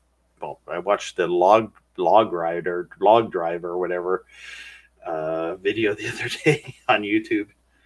Everything's on YouTube. Excuse me.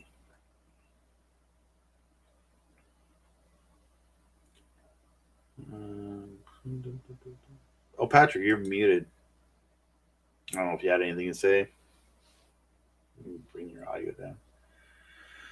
You're on that ADSL line.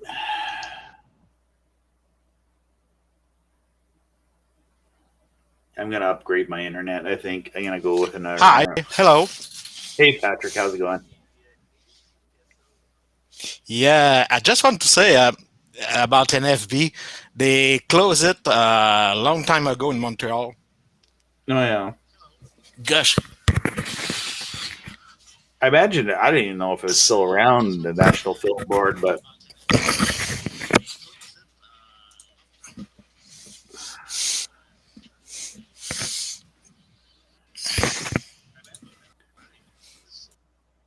yeah, I always wish that Pluto TV was available. Now I'm ready to go to bed. Is this when I need to do the show? Is like at 10 o'clock when people come in? There's Michael. How's it going? Doing pretty good. How about yourself? Oh, not too bad. Good. Yeah, I wish Pluto TV, or there was like a Pluto TV for satellite, especially for KU band. That would be great. Yeah. Great business opportunity.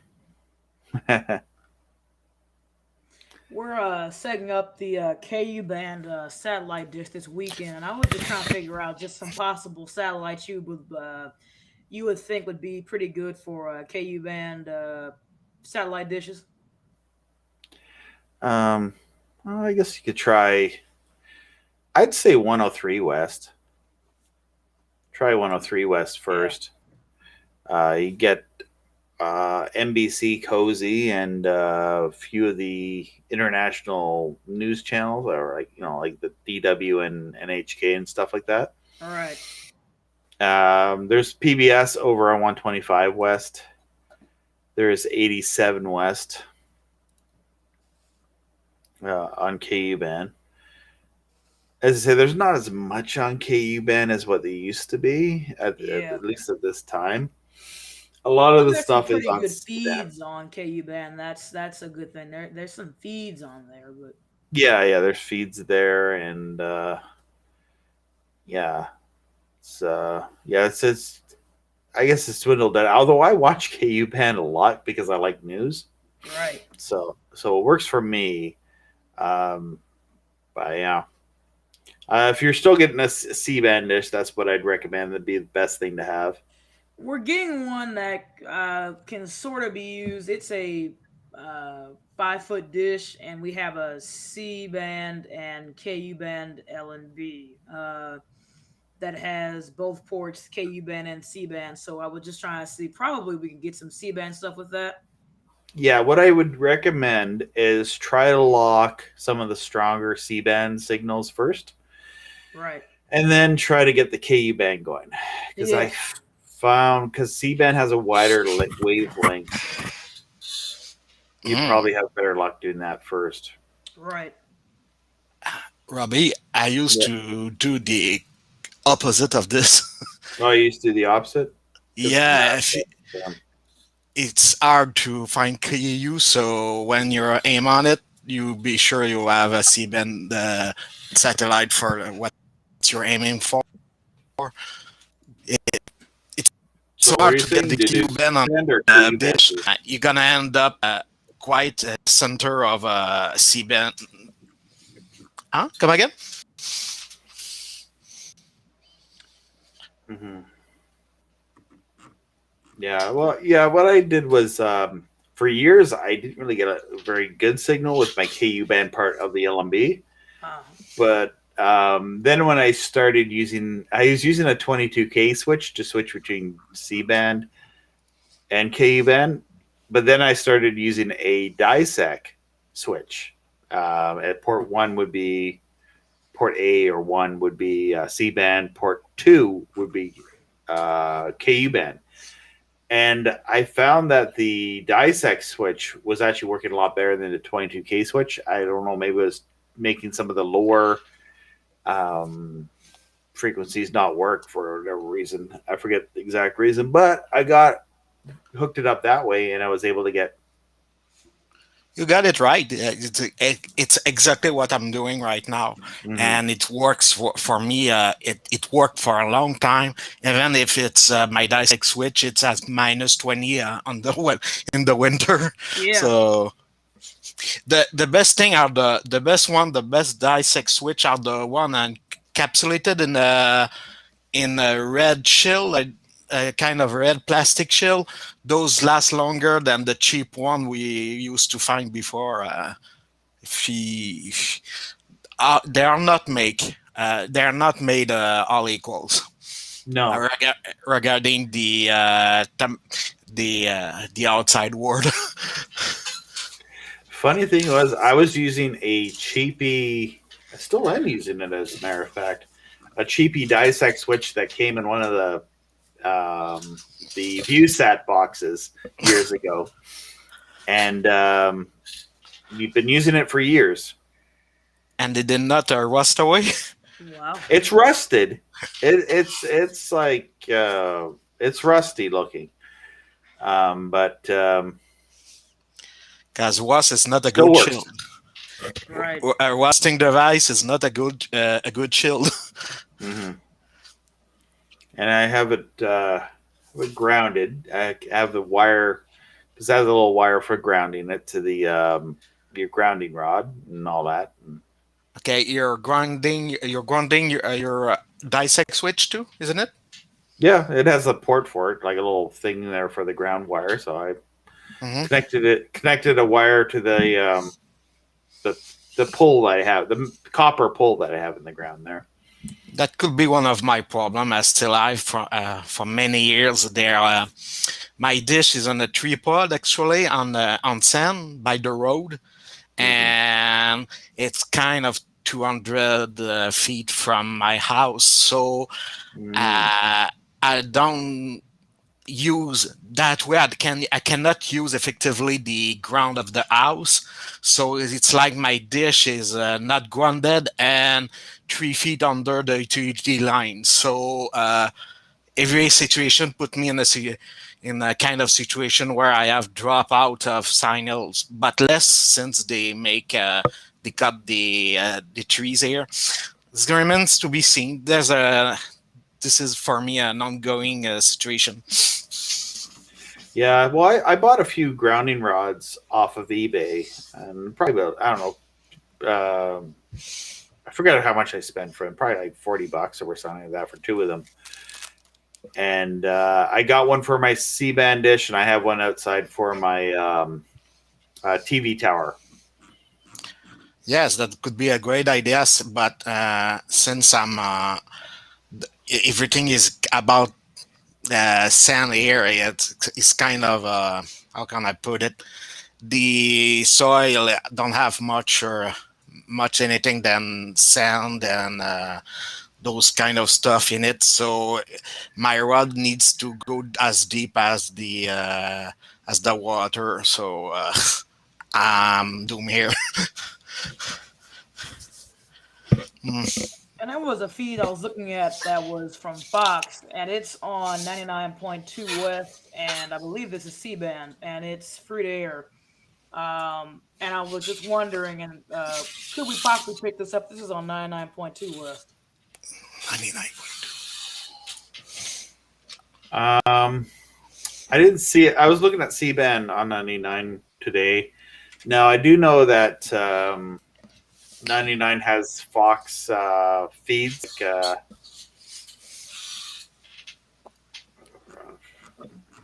It has Fox News Channel feed, Fox Syndication, Fox feed. Yeah. It has like the feeds to that stuff. I guess we're not on other streaming formats now. I'm just checking out what's going on here. Okay, whatever. I'm just on YouTube apparently right now. So you lost YouTube and you don't care? Is it that? No, I'm not. I'm not on Facebook or I'm not on Twitch. Oh. But no one really watches Twitch anyway, so it's not that big of a deal. You're not. It's not the kind of subject that goes with Twitch. All right, I'll check that out. Thanks. By the way, love Yeah. your pound, Mercoaster. Thank you. Yeah. Well, Twitch has everything, right? But yeah. DLive has everything too, but yeah, Twitch, you would think Twitch is a gaming type website, but and the millennial stuff I don't understand. Maybe. Yeah, maybe. I'm like on but I'm watching like LRN on Twitch sometimes. Tell you something I was looking at today was the new EW scripts over the air. I was watching No Culture's video about those new EW scripts channels coming to over the air antenna viewers. I think that's really interesting. More channels coming to over the air.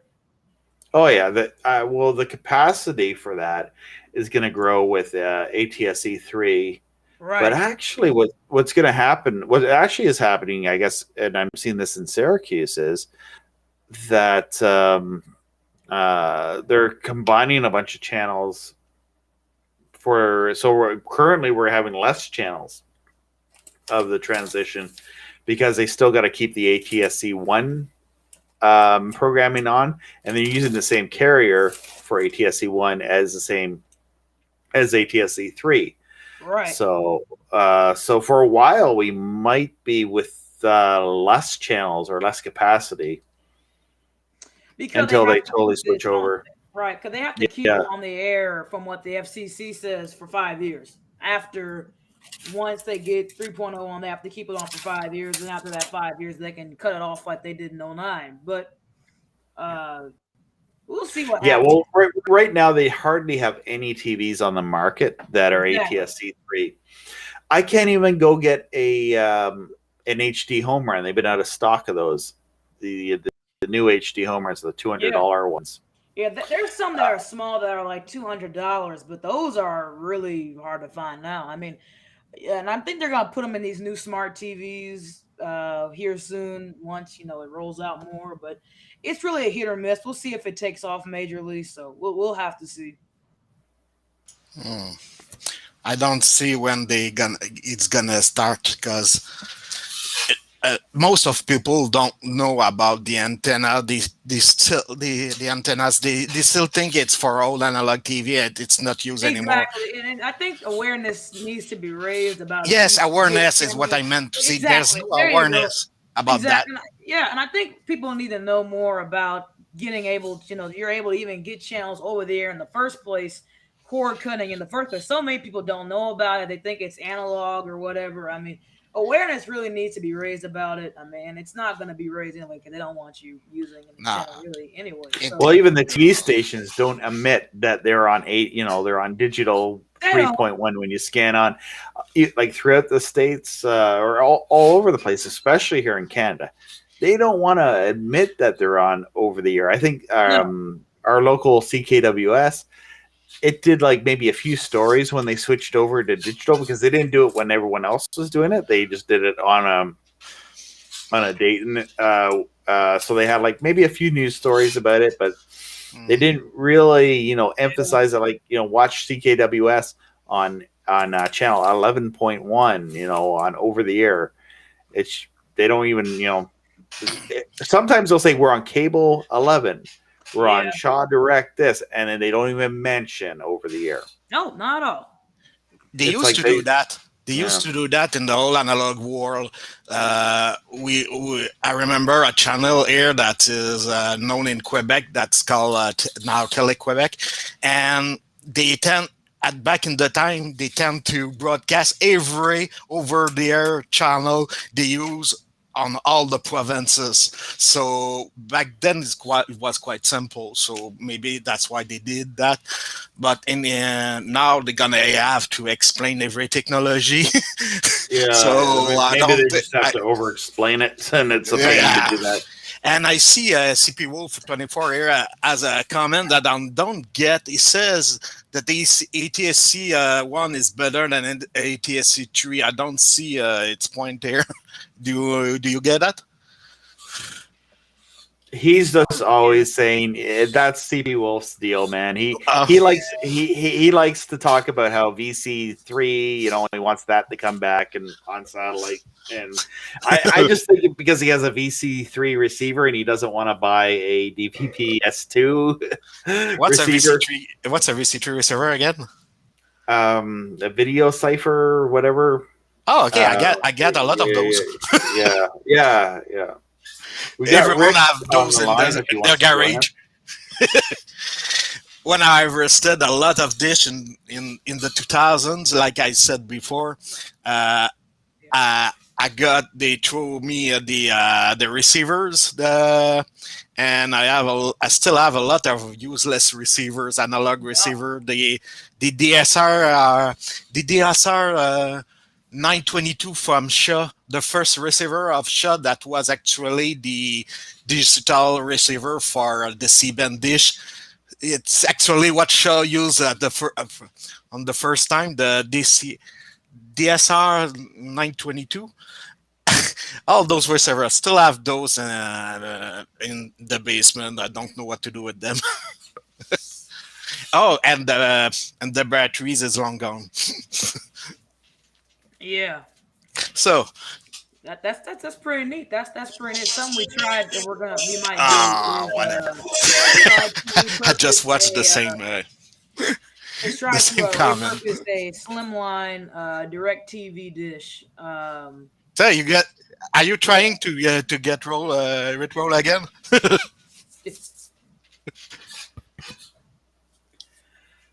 Bro is asking, is that clock in the background that's showing the right time? Newsmax is free now.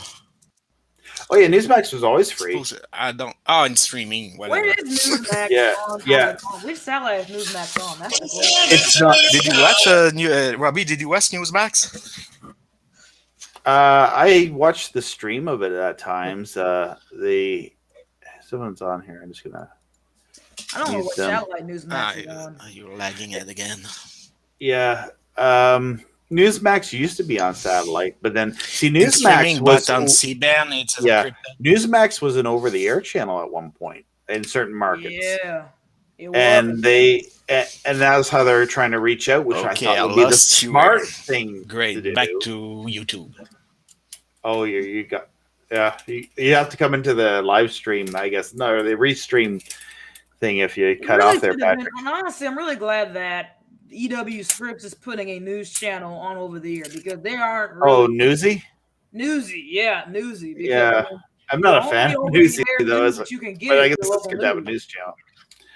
PBS, well, PBS, but PBS is international news. It'll be like NHK. Yeah, I mean, and Newsy is going to be more of a 24-hour news channel, more of a broadcast network for over-the-air TV viewers. So, I mean, that's going to be good for TV viewers.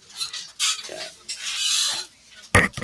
Well, Newsmax is it's not like the professional wrestler who's like, the ultimate warrior of news. I like Newsmax because I lean AG again, the seed guy. The seed guy again. Yeah. I mean, you're only gonna really like Newsmax if you lean a certain way. I mean, I lean a certain way, but I mean, I don't think everybody's gonna like Newsmax. No, well, the thing is, with Newsmax, you get a different perspective where most your local channels, like my local channel, it leans very left, right? Right. Very left. More right. Yeah. And so then the people on the left are mad. There's one right-wing channel. We can't have any of that. And the left has gone nuts with this censorship stuff. Like they want to cancel and censor everything, and it's like they don't want diverse opinion. Nope, not at all. No, they don't. So it's really interesting what's going on here. But no, I thought they were over the air, and I didn't think they were on satellite. Actually, I think I saw them a couple of weeks ago, but they were encrypted in something. I can't remember what it is, but it's on satellite. I think it's encrypted. And there's another one that's like Newsmax. It's a conservative right wing. I think it's OAN, but they wanted to do a subscription model. Yeah. And I don't think that will work as well. But who knows? Mike Lindell is starting a new social media network, and he's also starting My Store, which won't to compete with Amazon, but it will only sell American products. So I don't know if that will compete with Amazon. Well, maybe. You know what? It will sell made in America products. If you can go to a place where you can buy made in America, because you are going to get good quality stuff that way. Yeah. Yeah, I think he's got a good idea. I mean, absolutely. I think he's got a good idea. I mean, I like what he's doing, but I just compete with Amazon. Maybe if it's American-made products, maybe. But I do think that's going to be interesting.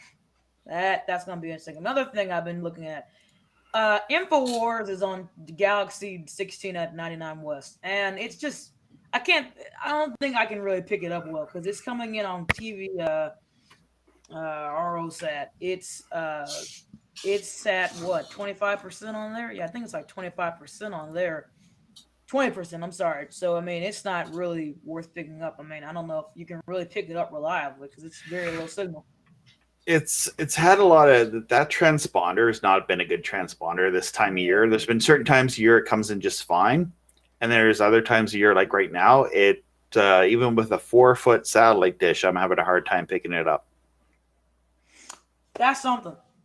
And it is really interesting. And something else we're trying to do, we're trying to repurpose a DirecTV slimline dish because I think those can be used because they're slimline KU band dishes. But this guy replaced the LNB. But we're going to see what we can do with that. So, Robbie, again, I'm sorry if I cut you because I was hearing the audio of the YouTube and talking to you on the restream, so there's a lag between them. So when I get into the conversation, I saw that I was cutting you. In fact, I was not in sync with you. Okay, yeah, we were not in sync. Yeah, sometimes it's not where I'm talking to you and then you just talk over because we get out of sync. Yeah, right. Yeah. North Mountain Film says OAN is launching over the air in Las Vegas. Yeah, Really? and InfoWars. Wow. Yeah. InfoWars is actually on in over the air broad stations throughout the states. They don't advertise which ones because they don't, the cancel culture goes after them. Yeah, they don't advertise it. And if you were a network like that, you're not. If you spread out like that, you're gonna really get canceled. And they were on my local, not my local, but like a Watertown AM radio station. I would hear Alex at night. Yeah. I would also hear him on, he's still on shortwave. Yeah. He's always been on shortwave. That's how I found him, was on shortwave Right. back in 2002 when I was like listening to shortwave at night. And that was before he had all that, his big network or whatever. He's like, a little shortwave radio show out of Austin, Texas. Yeah. Great. Yeah, I know it's actually gonna be launching over the air, which that's actually really good. More networks over the air, the better. I mean, I feel more like networks, more news. I mean, everyone's gonna have what they like, and they can go watch what they like. I mean, more of the same. Actually, it depends on the market, but the market here is everything on the far left and no one on the right. It's about what we have. Yeah, well, it's Canada. It's like. That's our media here, and the thing is, they tried to start Sun in Quebec. They had Sun TV, but Sun TV. Oh, they did. Yeah, Sun TV was Sun News, the Sun News Network. Okay, in English, yes, for sure. Yeah. Oh, yes. Yeah, in English. And you're cutting. See, Sun was on over the air in Ottawa for a while. They were the first over the air digital ATSC network back in. Was it 2010, 11, 2009? So they launched there, and I bought like my first ATSC tuner. They hooked up to one of my tube TVs back here, and it was kind of cool to be able to get. I think Patrick cut out here. I'm gonna put you back on, Patrick. I don't know if Rick wants to add something. He's kind of sitting there in the back. You're looking drunk with the lag. Yeah. Okay. Yeah. Rebel News is pretty much what Sun TV became. But the problem with Sun TV was they tried to be a cable network. Yeah. And cable did not want to have a conservative network on there. Like they put it up on a high channel, and they should have went with the route of being an over-the-air channel. I don't know why I would try to diversify, be online, be on air, and on cable. Yeah. And that was on free to air. Fox News for when it launched in '96. That was the problem with Fox because they Rupert Murdoch went to different cable providers with his Fox News, and they said no. They didn't even get on to cable, I don't think, until at least I think the early 2000s. But they didn't want a conservative network on their cable. They didn't want a conservative network. That was the problem for so many years. So Yeah. Well, it's Fox not on everywhere. I see with Fox News when you look at the ratings, they Fox is were on everywhere. they were I use they that were there.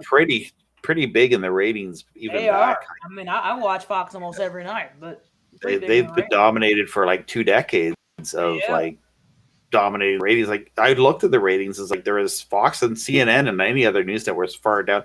MSNBC was would be, I'd say, in the top 10 for cable They're ratings. just falling behind. I just don't like.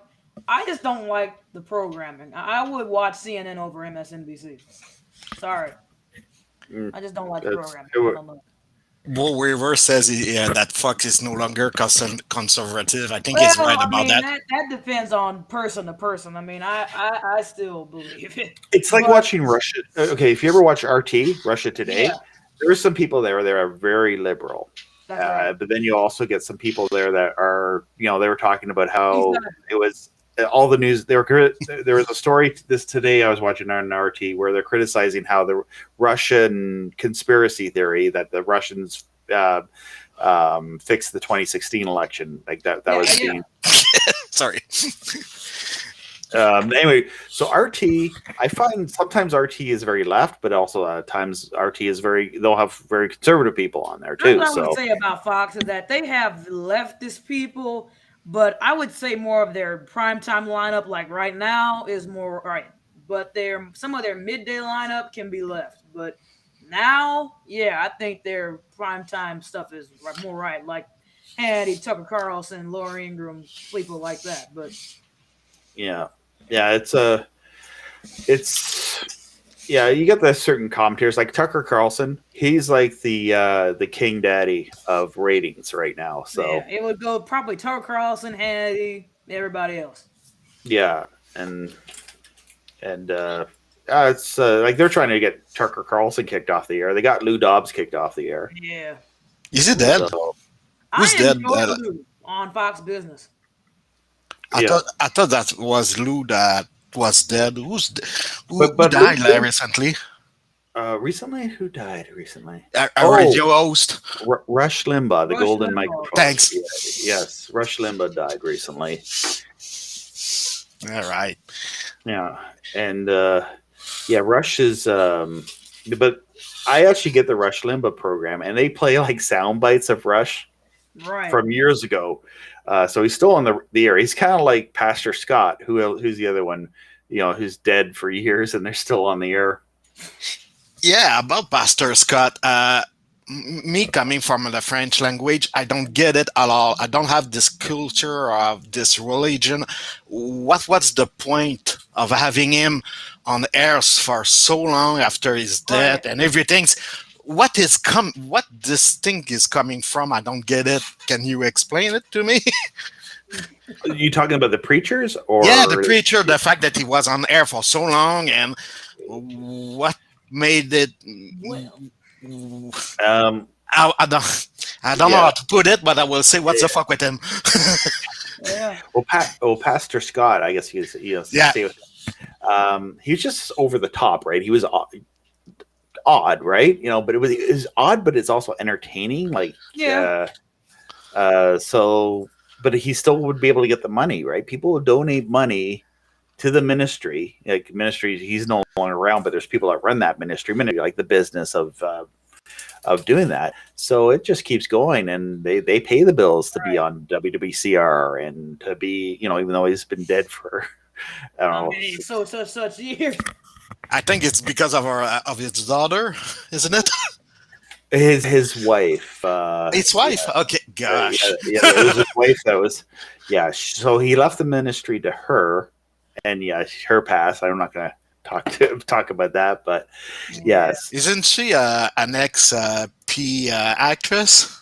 Yeah, apparently she was, and but everyone can change, right? So yeah, but she seems to be quite bright. But from what I've seen of her a long time ago, maybe 5 years in analog C-band, but she seems to be bright. But everything she says seems to be learned from from nowhere. It's like gibberish. It's Yeah. Pastor Scott was pretty much the same way. okay. Yeah. See, Yeah. Okay, I great. so I like that staticky sound of shortwave. It kind of helps. I used to listen to that and it would put me to sleep, right? Except for the fact that Pastor Gene Scott would like be reading a book about the Roswell alien crash. Like he went into stuff like that too, right? Yeah. And so he would be reading a book about the Roswell aliens, and I'd be like waking up in the middle of the night. Oh, this is kind of interesting, but then I wouldn't go back to sleep after talking about aliens and stuff like that.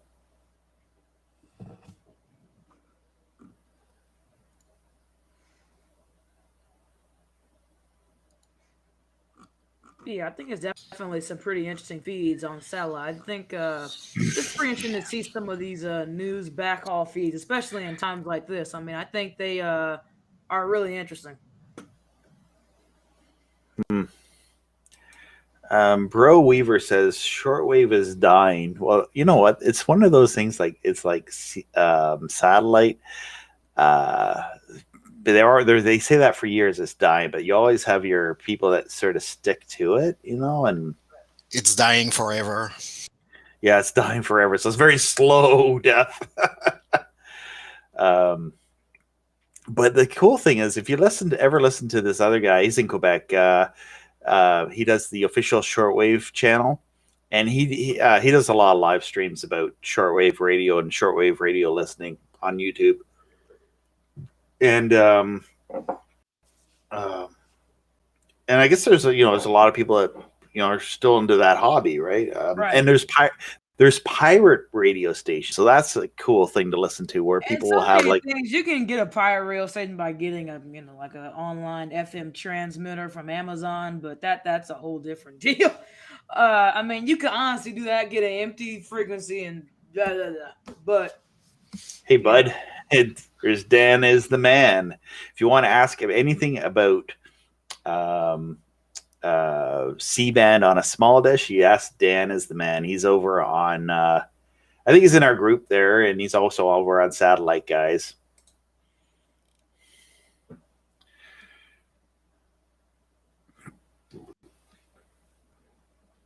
Oh, there's dead air here. I'm seeing Jonathan Dole talking about Art Bell. It's what actually was hearing for learning English back in the day when the radio has frequency skipping to Montreal. So I heard a lot of Art Bell back in the day. Art Bell? Yes. It's like when you hear the Chase come on with that EM radio set, right? The Chase by Giorgino, whoever the guy who's a inventor of disco, that music, right? I don't know if you're a wrestling fan, the Midnight Express theme music. Oh, okay. I didn't know about that. What I remember is that unfortunately we hear the advert. We can't keep up with the last them. So it's a hit and miss back in the day. Yeah. And for a while, Coast to Coast was on CFRA out of Ottawa. Yes, and then there was a scandal. I forget what the scandal was. There was a scandal about that. Why not? Yeah, they got kicked off the air for talking about something, and because they were on CGAD, Yeah. I think, in Montreal for a time, and they went off too. So maybe it was in the same time, in the same period. I don't so know. apparently you can listen to Coast on C-band on 105 West. There's a whole ton I've of the heard Clear that, Channel radio Oh, yeah. stations. 105. Okay. Yeah. Oh yeah. Another question I had was with when you go to these hotels, and I like to stay at motels because I like I like staying motels, and you see on the roofs and near the motels and hotels these big like one that you have the big like 10-foot mesh satellite dishes on the roof or like on the side of the building. So I'm assuming they use these as free TV for the rooms. I guess that's kind of what I guess if you knew how that worked, I don't know. Nah, they use it for like a cable subscription. Somehow they made their own cable subscription, and back in that day, that was possible. They use VTRs for the porn. It's the old days.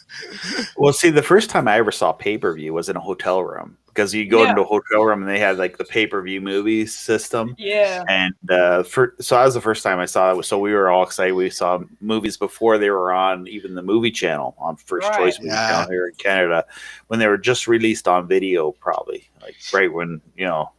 The good old days when you're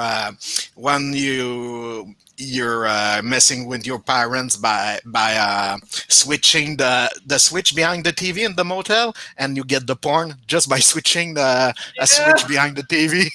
Yeah. The first time I've seen porn. It was funny, the face of my parents when I did that.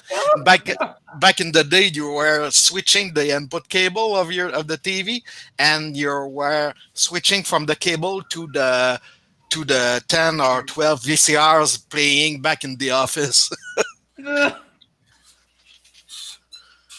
So doesn't ring a bell, no. Yeah.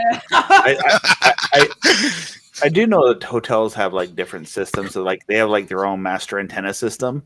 Yeah. So they'll have channels on their own.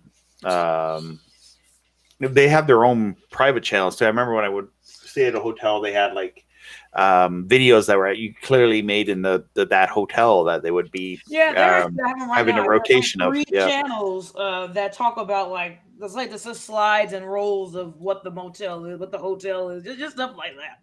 You know, Yes, this is a PG-13 channel. Although I showed the YouTube video library earlier on in this stream, just to sort of talk about how one of my videos got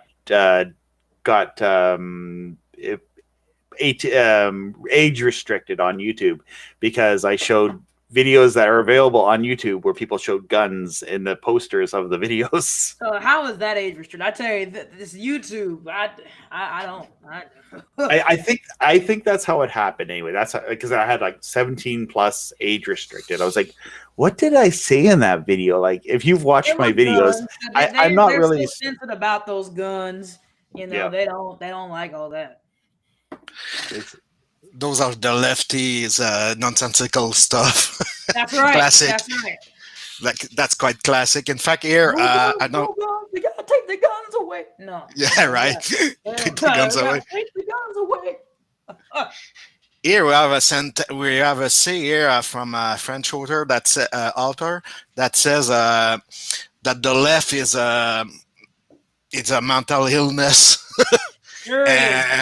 And the actual, and how you can say that from someone is denying the reality. So it's hard to translate, but I just did a bit.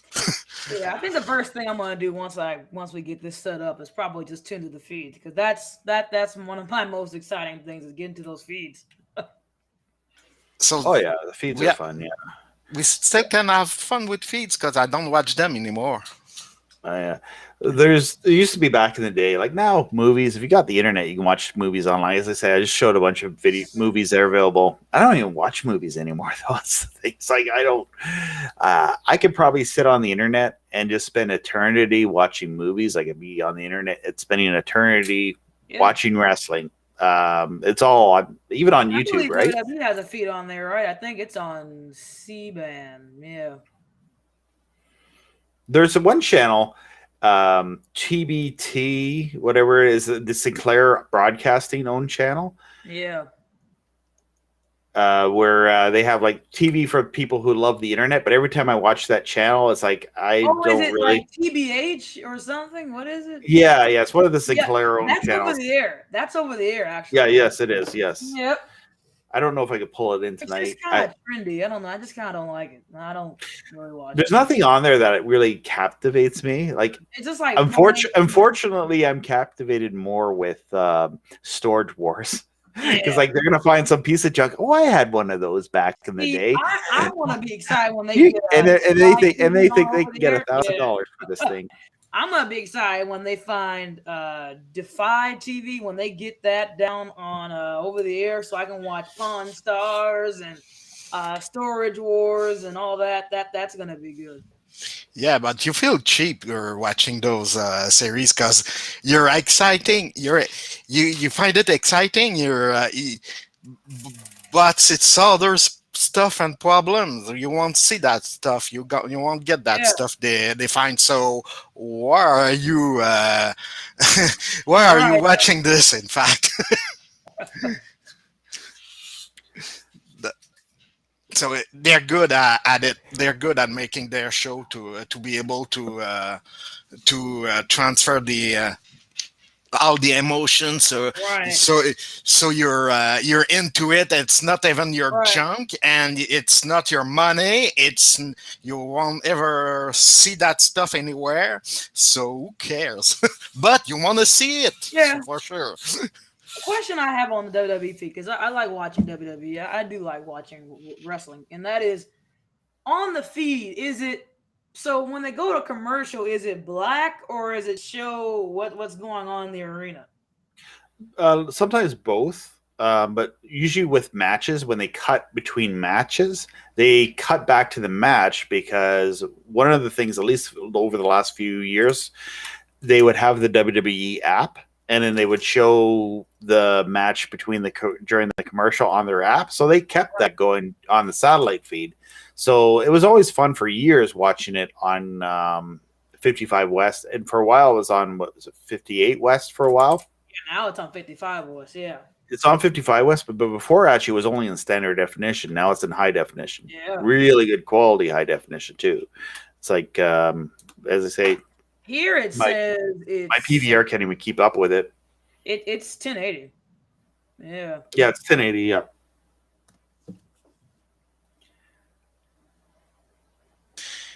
Got a simple question here. How can you keep using your headphone without having the plug all broke up? Because I can keep those headphones more than 3 days or 2 weeks at most. They always break first, and I tried to make the cable again, to make the plug again. It's all a mess. If I still use those headphones, I will buying them about one every 2 weeks at least. So yeah, no, I've had the one I'm wearing right now. I've had them for over a year now. Wow, I've had it before the pandemic started. So, yeah. How do you do that? they break easily. These ones were good. These are the Velocity, whatever they are. I don't forget the name that you get them. Dollarama. And I got yeah. Oh, these are Electrica. I have and I have these ones here. These Electrica ones. I have both of them. Yeah. Same case. I think I have 10 of them all broke. Oh, they falling apart? Yeah, I've been the careful. plug always fall apart. The plug, it's falling apart. I've had 2 of them. Yeah, and then the plug died on me. Actually, this one I have to. I actually have it pulled out just a little bit, so it works. If I have it all the way in where it should be, it's I don't hear anything. But it's not in stereo anymore. This is in stereo. No, when you take your plug just a bit off to hear something, you're crashing the channel, and it's not in stereo anymore. I see your point. I did that, but I'm tired of buying this crap. Yeah, I don't know what I'm doing with that, but I can't keep up with them buying this every 2 weeks. It's too much for me. I found that with the earbuds that were falling apart really fast on me, and so I stopped buying the earbuds and I moved up and spent a few extra bucks for these headphones. Yeah, I wonder why we were not using earbuds. Man, I get it. I don't like earbuds because I feel like they can get. I don't like your earbuds. Hearing more than the actual ones. Yeah, I have one right now. I have the one that are over the earphones, not the ones that are go in your ear. I think they just, I think they're damaging hearing. They build up earwax. for me. I don't know. Mm-hmm. Are we all different on this? Obviously. Yeah. I like these ones because they cup over the ears. Right. I like the ones that cup over the ears, not that go in the ears. I don't like those. I like my shirt best, but those are pricey and as cheap as those $4 one. I do have these Vankios. These are Bluetooth headphones. I don't like earbuds. Okay. Right. Is it as good as the Apple stuff, or is it as pricey, or? No, it's not nowhere near as pricey as the Apple's product. It's Vankyo, so it would be like Apple the products are just way. you lose them. Yeah, Apple's just don't waste your money on Apple. But you always get people that will only buy Apple, right? It depends on the stuff. Way too expensive. Another thing I found out was on 99 West as well on C-band. There are some feeds, Fox Syndication and Fox Feed 1, Fox News, Fox Business, FS1, FS2. I guess you can get those still, I'm assuming. I think it's the transponder is 4060 vertical. Let's see if I can find the links that. But it's a lot of different feeds I can pick up. So different options. Yeah, there's lots. I mean, I've had a friend call me up and say, "You don't need those satellite dishes anymore. You just need to get an Amazon Fire Stick." I'm like, most of the stuff on an Amazon. What everybody wants to get now. Everybody wants to get this Fire Stick, but there's enjoyment in getting a satellite dish. The Fire Stick, you just plug it into the TV and you get, I don't know. I just Fire Stick, and then you have to get it jailbroken. He tells me, I don't want to go through all that. Jailbreak, you gotta download an app. It's just a lot.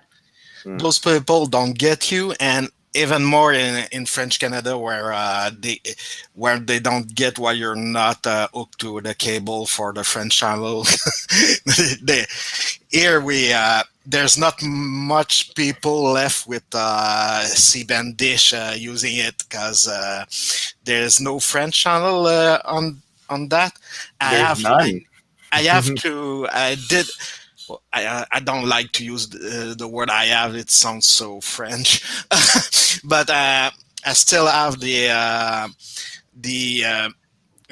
my dish aimed to the southern part of America, where I think it's Mexico and all those places have a French channel that's coming from France. So I still get my channel from there. But it's funny, in Canada everything is jam close. We can see anything, even in French. And here people, what they do with their C-band dish a long time ago, they throw that a long time ago.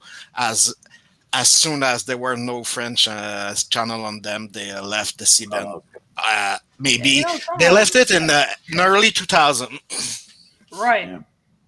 See, in my area, there's a lot of people that are Portuguese. They speak Portuguese, so they had C-band dishes, but I don't know how many of them actually still use it. I think they've moved on to streaming. Because I've asked one guy. A lot of people that used to have that have just moved on to streaming. And my opinion is this: if you live in rural America, because my grandfather, he grew up in Kansas, they had a dish on the farm. And this was back in 60, 70, they had a dish.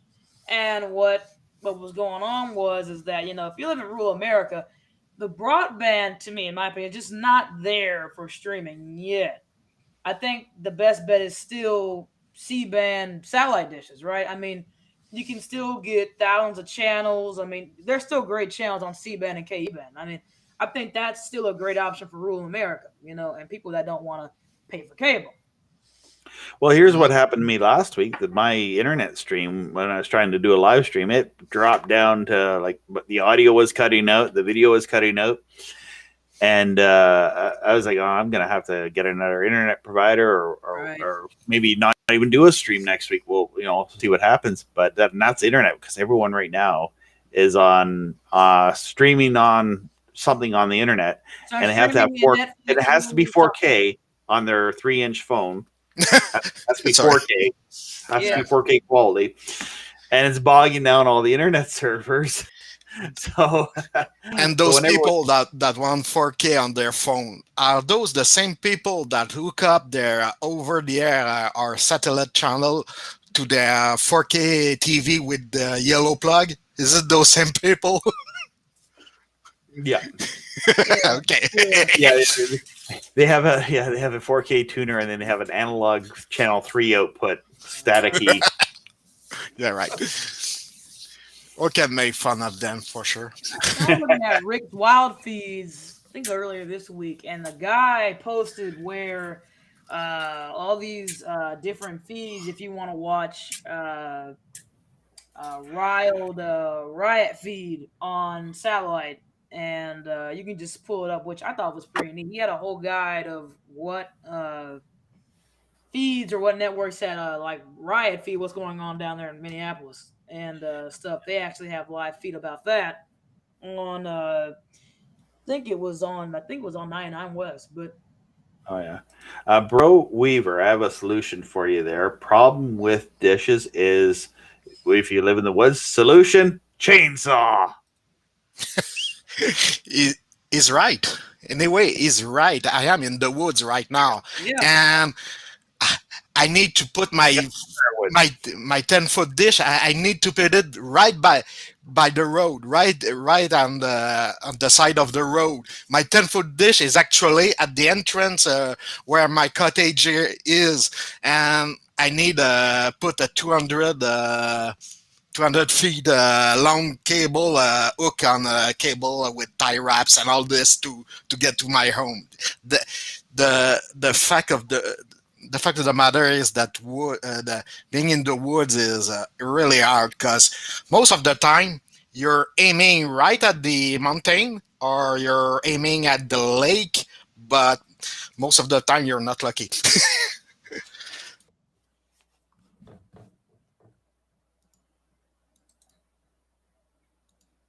Jonathan says, I don't even have a 4K TV, and my internet's so slow. I don't just watch at 1080p. You know, Jonathan, I'm usually watching like 720p. Well, I'm watching YouTube on my laptop. That's all I need. Yes, my neighbor just told me that he was watching YouTube in HD with the same ADSL as mine. Yeah, right. A lot of time too. I'm watching YouTube in 480p, and you know, I think up till only a few years ago, that's what I was doing. Kurt's back here. Somebody's like, I'm not going to show it. What is it? Leonardo's doing that. He's playing Storage Wars over on his screen here. Yeah. Got a lot of people on here tonight. Is Rick going to say anything? Rick, You're Got a pretty good stream going tonight. someone's playing music again. so you're saying everyone's computers or what? If they share their screen, yeah. So I have a few people in here, like they share their screen, so I don't see everyone's computer. But if you click on the little tab there, where like a laptop with a picture of an arrow on it, that's how you share your screen. Uh-huh. Yeah. Okay. If you share mine, you will see only color bars. Yeah. So, but we got people that are not gonna follow us anymore, because we were talking politics earlier, and then I was talking cryptocurrency. oh, that's why your stream is better. I get it now. Exactly. That's why I like these streams. I mean, these are great conversations here. Your stream is technically better. You stop lagging since you have less people on. Yeah. Great. Oh, I had one person on Twitter. He contacted me. I'm not, because of your political affiliation. Affiliated with who? And I liked somebody's comment. Right? I'm not going to follow you anymore. And just everything. People can just tell. You know. I mean, I don't want to be affiliated with assholes. Yeah. Well, I mean, I if people have a disagreement, we can be, cordial and kind and, disagree on things. It's I just Yes, that's a problem. We can't agree to disagree anymore. yeah, I guess. Well, yeah, you have some people drop off here. No, I still got people on here. I got my screen here. But Yeah. Anyway, thank you guys for joining tonight. But I'm gonna sign off. And you think I should come back on tomorrow? Yeah. Maybe with a subject we can narrow this down. Probably. I'm just gonna talk about streaming again. I guess 'cause that's what I said I would do on Saturday, and then I ended up doing that On today. Friday. Yeah. On Friday, yeah. So just streaming, TV, media. We kind of go all over, but we talked about some of the things we talked about before, and I did quite a few live streams talking about satellite, and I thought if people really want to go back and look at that, they're on the channel. You can always come back and do that. Yeah, I can stream again tomorrow. But not doing much, and as I think the internet connection was a lot better today because before the restream it worked fine. Like I don't need to be super HD quality. I know my internet's not super fast. Hey, oh yeah, one thing I didn't talk about earlier. I did some research to find out how much a dedicated internet line would be, and it's like a business class internet line.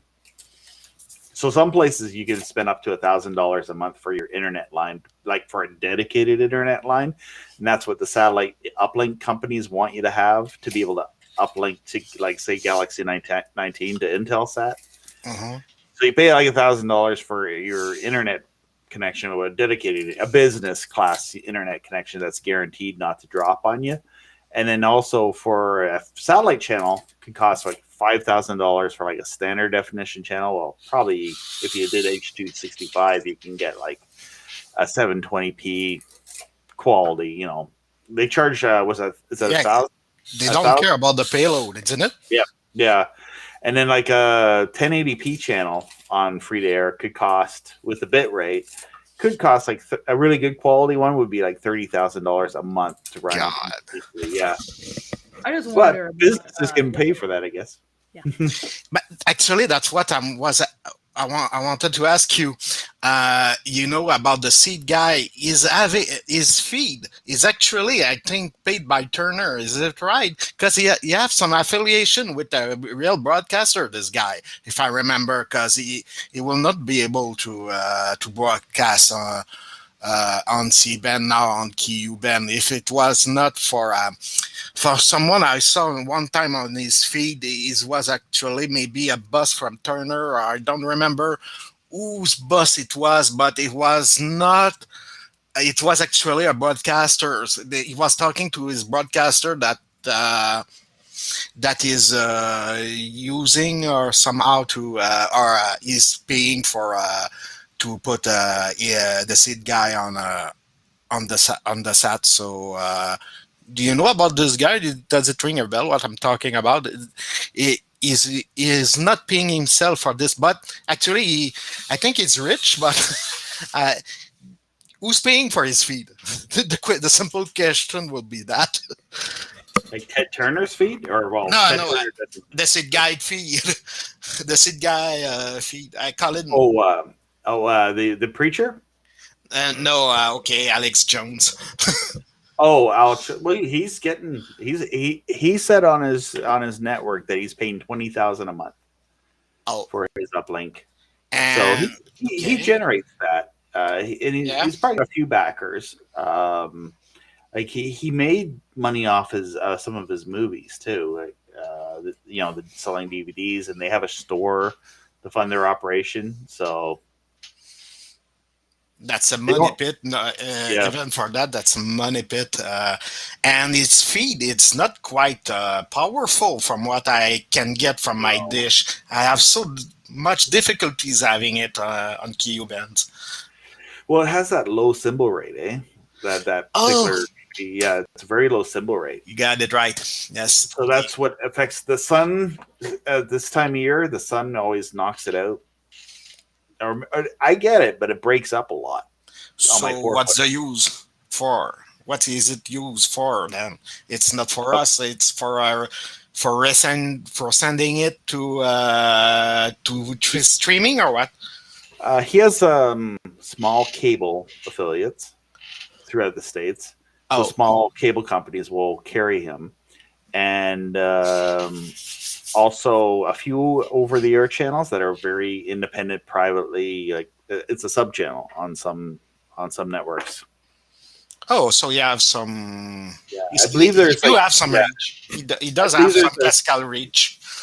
yeah, I believe there is some over-the-air broadcasts in Kansas that because one of the commentators who the National File guys that are on there, they said that Newsmax was on one of the local affiliates, and because those guys are Kansas or they're Missouri, they're in that area, and will it last with the new, as Texas becomes the new Los Angeles?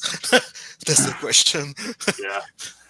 I don't know. It's Elon Musk is moving SpaceX, a lot of their operations, right, to Texas. And Texas is gonna end up like Los Angeles, a cesspool. I don't. Yeah, who knows? Yeah, I'm not sure. Well, time will tell. It's yeah. There's some things there, but I don't want to get into that. Those are loaded questions. I know those are loaded questions. Some people would say it's political, but it's not political. It's social. But it's everything social. is political. Yes, but it's a loaded question. I know. Yeah. It's an open question, an open loaded question. Well, and I don't mean to sound like, but like what happened in Quebec, right? There was a separatist movement there. There was, yes. But I don't think there is now because they brought in so many immigrants from other countries, and they don't want to separate. They wouldn't want to vote for separate, so Quebec would never go. Like go to Montreal, sure. But you kill yourself doing this. Is what we are taking here. Canada killed themselves just for not having separatists anymore in Quebec. So they load up with newcomers here in Canada. The point was to load up Quebec. In fact, we see the real nationalists here see it that way. It's just what we call I don't know the word for this, but some intellectual in Europe call this a big replacement. If I translate it, yeah. I mean, my ancestors. Well, they didn't speak French. They didn't speak English. They spoke Gaelic, and they lived in Quebec, and that's where they settled, is in Quebec when they came over from Scotland. Yes, there are many from Scotland. I think so. Yeah. Even my name even my last name is not as French as we may think. Also, it's more Swiss. But regardless, everything of this, there for some person that do think about those stuff, I follow them here in the French language, and they're quite rare. I can tell you that it's more complicated than we think. There's a lot of misunderstanding of subjects, and that's why some people are just uttering bullshit. But saying there's no separatist movement anymore is kind of not quite true, because I talk to people all the time, and they're sovereignists, right? I've met people who live in Ontario who are from Quebec, and they're sovereignists. And obviously, I was raised up I was told, that's bad, Yeah, bad, because actually it's bad. It's an intellectual fraud from the Parti Québécois, because any country in the world, no country in the world did a separation with using the democratic tools. It's always been a violent solution. It went by the arm every time with a revolution and all those stuff. No countries in the world made their independence with the tools of a democratic country. Yeah. So it's an intellectual fraud from the Parti Québécois, in fact. But sometimes I wonder if they're just naive instead of fraudulent intellectually. So it's a large subject that should have been told to English Canadians. So and it will have a less problem with the perception English Canada has from Quebec, because we're not that separatist. We're nationalists, and unfortunately, Canadians are not nationalists for the Canada. When we think about it, we all, even in Quebec, we all are watching C-band for for American television and all those stuff. And when we're frank, we're with ourselves, the situation is not as simple, but it's not as stupid as they tend to portray, to show on the media. It's not that stupid or simple. They're nationalists and they're mondial world pundits, and those are on a match for death from many years ago and now. So that's the same problem. There's no left and right, or nationalists or not. It's a matter of keeping your country or being with the leftists. Somehow I see it that way.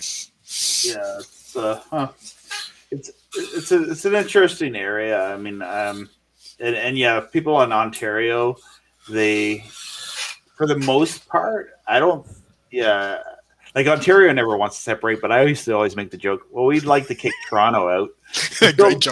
Build a wall around Toronto. We'll keep the COVID into there. Like that's the problem we're having here in Kingston, is that people from Toronto come to our area. They tried doing a lockdown where they would just lock down the whole province, or no, they opened up some stores here in Kingston. So people came here from Toronto to Kingston and brought COVID over here. So I was like, okay, right? Yeah. So yeah. COVID is a new currencies. Yeah. Oh, great. No, there's a lot of subjects. We have a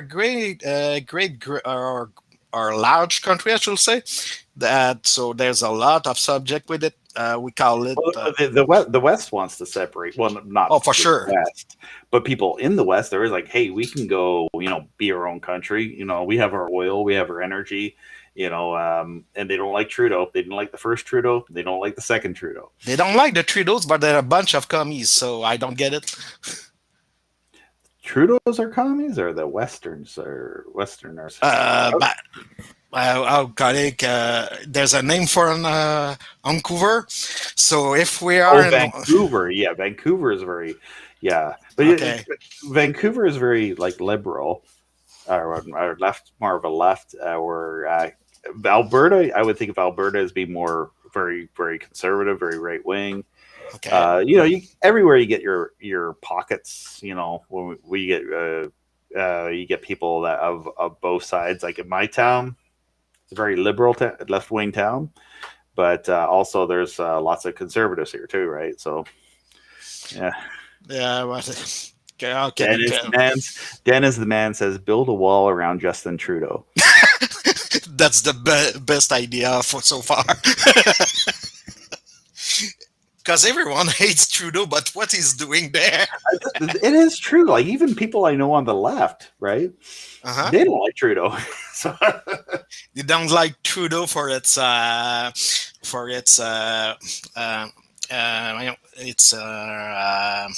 I've heard people on the left say that Trudeau's too conservative, and then people on the right, Trudeau's too liberal. Like, they say stuff like that. Oh yeah, they call it wedge politics, I think.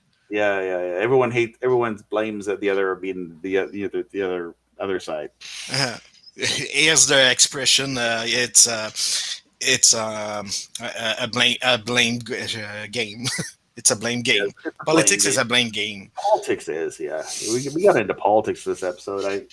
I like talking about politics, but I know it's gonna be like, oh crap, people are gonna be mad now. Yeah, but actually, are we talking about politics, or are we talking about the subject of politics? I don't know. We're not talking about parties here. Yeah, the subject of, because if we're gonna talk about media, right? You're gonna like media is politics. If you're gonna talk about CNN and Fox, you're gonna get into politics, right? And like, you may as well say what it is, right? And they are the tools of the tools of propaganda for the elite. So sure, it's politics to talk about them. Oh, and if the enemies, if Satan, the enemy, wants to get people fighting with each other, he wants to divide and conquer. That's what Satan wants to do. That's politics. That's simple as that. So there's there's some things to be said about those two subjects of politics and religion in a global manner. With because here we are. The French like we said, the French Canadian throughout the Catholic religion with the silent revolution, but it's not quite true. In fact, we're not religious anymore, but that's the Catholic religion who just left our institution somehow. So they abandoned the education and all those stuff for the states, and now we have the same problem as the rest of the North America for the quality of education and all those stuff. So it's all those things. It all goes the same ways. I think they call it. There's a term in social studies that call it social entropy. Everything goes to shit somehow. Yeah. So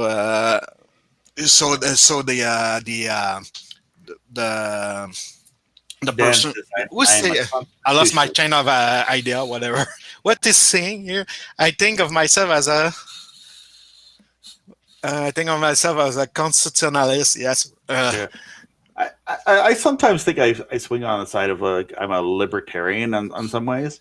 I'm for freedom. I'm for do what you want. If it's, I guess, if it's gonna cause you harm, it's your choice, and you have to suffer those consequences. So wear a mask or don't wear it. I don't care. Sorry. In some ways, I guess. Yeah. I mean, yeah. To do it. Yes. Like for a mask, I can see certain reasons why. Like if you're close to someone, if you're sick, I always like to use the expression. One thing I admired about when I watched on NHK one time, why people in Japan would wear masks, like before any of the COVID stuff. And they said it was a cultural thing that if they were sick, they don't want to spread the germs. So they would wear a mask culturally so they don't spread germs to other people. If they have a cold, if they have a sore throat, they would wear a mask. I thought that was a really cool cultural thing. No, for sure. It's cultural, yes. Culturally polite. Polite, yes, is what I want to wear a mask. And it wasn't forcing people. You're sick, you must wear a mask. The dictatorship. It's even more than polite. It's careful. It's careful of others somehow. Yeah. It's being careful of others. Yeah. But it's not scientific. It's a matter of not spewing all your garbage to the face of someone. Yeah. But when you sneeze or you cough or when you talk, you spread germs. So it's guarding It's guarding guarding the other from yourself. But it's not a matter of public policies. It should not be a public policy to wear a mask. It's against everything normal. We tend to go nuts as the government when we think the mask as a solution for a social thing to. I lost my train of. Sometimes I don't get the word out. Sorry. Next subject. Yeah. Well, someone, Jonathan, mentioned Aaron O'Toole, and I didn't mention his name earlier, but when I was talking about the CBC, there was a politician that had a solution, and Aaron O'Toole's solution, which I don't agree with, is to get rid of English CBC, which is like a slap in the face to me, right? That's stupid. Even I can say that it's a stupid... If you get rid of the English CBC, you get rid of the French CBC also, for sure. Yeah. And here in Quebec, nationalists don't have a problem with that. I mean, So well, they can have their own private. Like in Quebec, you can have your own private. Quebec had its own wrestling company because there's wrestling fans. You get it. You have a French television program. I'm mhm. surprised there isn't a wrestling promotion like that Quebec doesn't have. Montreal or Quebec City or some place like that doesn't have like its own wrestling like they did. Back when Grand Prix wrestling was around. Okay. They don't have that anymore. Just maybe somebody's not promoting it. They watch WWE and just have French commentary. Yeah, we did that a lot, but I don't know much about wrestling, unfortunately. No, you don't. But I just think it's for a business in Quebec. It probably is. They're small independent wrestling promotions, but there's not like a TV show that I know of. There probably is now. I haven't been watching cable in years, so it probably is. It's probably on YouTube. I know someone who is into that. I should have talked to him. But if you put it the same way, you heard about the F1 in Montreal? We're gonna lose it. We're gonna lose the Montreal F1 race because do you know what I mean? Or you're looking? No, I'm looking Doubtful. tired right now. I'm just looking tired right now. You're tired. It's like an hour and a half. The F1. I was talking about the F1 race. Yeah, in F1 race, Montreal. yeah. We're gonna lose it. Lost the Expos years ago, and Yeah, and we're gonna lose the F1 race too because there won't be one this summer, and by that time we do something next year, maybe another country will end up with the race. So it's remained to be seen, but. If we're not getting out of the COVID, like sorry for the bad word, if we're not getting out of this like other countries, we're gonna end up losing a lot of international events. Is what I predict. So. Oh yeah, well yeah, it's gonna hurt a lot, and yeah, there's gonna be. I don't know. I think it'll come back though, because I don't know. But not as fast as the other countries. That's a problem. No, it won't. No, it's yeah. So get your vaccine, people, so we can get out of this. They told us. Sorry about that. We're gonna end up. We're gonna end you're gonna end the stream. I'll leave it at that. Yeah, sure. I knew about that. Have a nice evening. Yeah. Okay. Well, yeah, I'll cut off and hey, we'll resume tomorrow, 8:30, and I think so. Anyway, I'll plan for it. If things change, then I won't be on. But I like to live stream. I think I'd rather do some live streams right now than do editing all the time. It's less work. Yes, it is less work. Well, you edit, so you know. And I'm just editing a very simple edit. It drives me crazy when it's kind of sad. I see other YouTube channels and they have hundreds of thousands of subscribers, and they have like 20, 30 videos that they've made over 3 years. Well, we're not all the same on YouTube. No, it's not. I'm not as pretty as some of those YouTube creators. You got. There's not any solution for that. Ask your wife to be on the web stream next time, maybe. She don't do anything of that. No, she's not. She's not like that doesn't like doesn't do on camera. No. Yeah, I'm the one who does camera. Although my kids, I have a green screen here. I don't know if I can show you some of a green screen that I got set up now. There it is. There. Oh, okay. You can see the lighting and see the Barbie. So I'm having a lot of fun with that right now. With your kids? Okay. Yeah. Well, the thing is, too, I'm thinking, actually, there's my daughter watches this video on YouTube. These videos of people playing with their Barbie dolls, right? Okay. They do all the green screen stuff, and they're making money hand over fist. Fuck that. Because they get Mattel, they're playing with Barbie dolls, doing little movies with their Barbie dolls, and I like my daughter watching that instead of some CGI stuff. It shows her to play, use her imagination in a way. Anyway, so she's doing this stuff with the green screen, but I have to sit there and change the backgrounds and stuff like that. I just don't get a picture off Google Images, right, and then just use that as the background.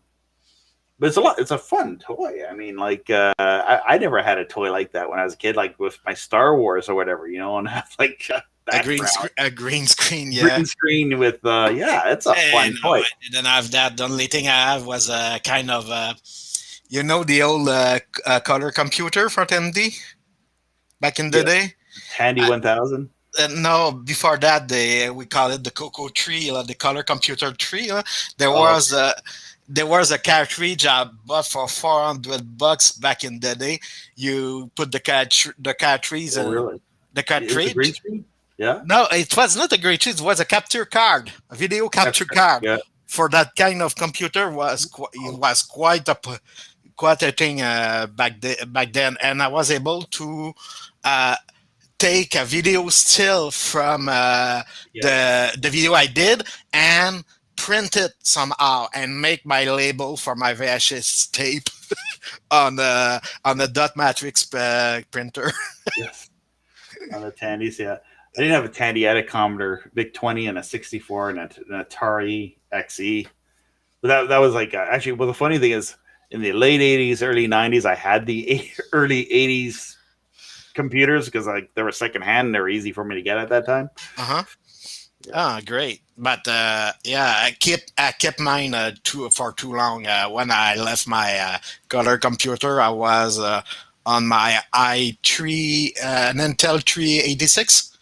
So I went from the color computer to the Intel E340, the Intel 386 with a matte coprocessor, and I did some 3D in CAD? No, in 3D Studio. It was Autodesk. Back in the day, it was on DOS. In the day, the old software we call Autodesk Max. I don't know if you remember this. It was a 3D software, and the first time Autodesk made a 3D software for actual 3D stuff like on TV. They made it on the DOS for the DOS, and it was a pain to use. It was you cannot imagine. It was as slow as it can be. I think rendering an image without any map, anything took me about 10 minutes. So that was the day. It's like editing video with when I first started editing video, it was like with an 8 gigabyte. Because a gigabyte, not even terabyte. This is in the 90s, right? 8 gigabyte hard drive. It was like a big hard drive that sat on top of the computer, and you'd load up all your video on that. That was with, I don't know if you remember the days of VM Studio, like our Fast VM. That's what we had in my high school, and it had the VM. Yeah, I used some fast stuff, but I don't know about the VM. Maybe we're not talking about the same thing. Yeah, that was the first one that they had in the early 90s. It actually originally ran on Windows 3.1, but then they updated it to Windows 95. Okay. And it was the first time I saw a non-linear video editor, but it was a big system. It had it controlled 2 Super VHS video decks. Okay, it was a video controller, not an ELA. Was it an editing computer or a Yes, it was an editing computer, for editing. It had 3 Super VHS video decks. Okay. So it had two players that I would control and record the finished product onto a second deck using Super VHS. This is for high school, right? So I made my school on this with the broadcast version of what you're talking about, the CMX 2000. Those were a big computer. You were syncing up the Betacam SP with the scope and all this to sync up the VTRs. And what you were actually doing the same way you're talking is using a computer editor, which was just an EDL list maker. It was taking your EDL list, editing list. It's time code editing. You make a list of time code you're gonna make, and this you're using the computer with a little diskette, and it's gonna make all your edit with the VTRs in one shot. But how do you come with the editing list? You were before making a video edit on an NLE, but your video quality was offline, so was not broadcast quality. So what you were outputting of the computer was just the editing list that you took back to the real online editing suite. Oh, okay, yeah. And I remember those systems, and they had timeline. Like, you know, they would work with a timeline. Nice. The were of editor like I do use right now. Yeah. They had timeline. You could cut it and do effects and all that. And then the funny thing is, sometimes you would have like live video, like off of a tape, but then it would stop and then rewind the tape back, and then rewind it. Yeah. Anyway, I should probably click on the end stream button and go to sleep. It's way past my bedtime. And I'll talk to you all on Saturday, tomorrow night at 8:30. I won't. And I'm glad the audio worked better tonight. That's good. Anyway, talk to you later, Patrick. We'll talk later. Bye. All right. Bye.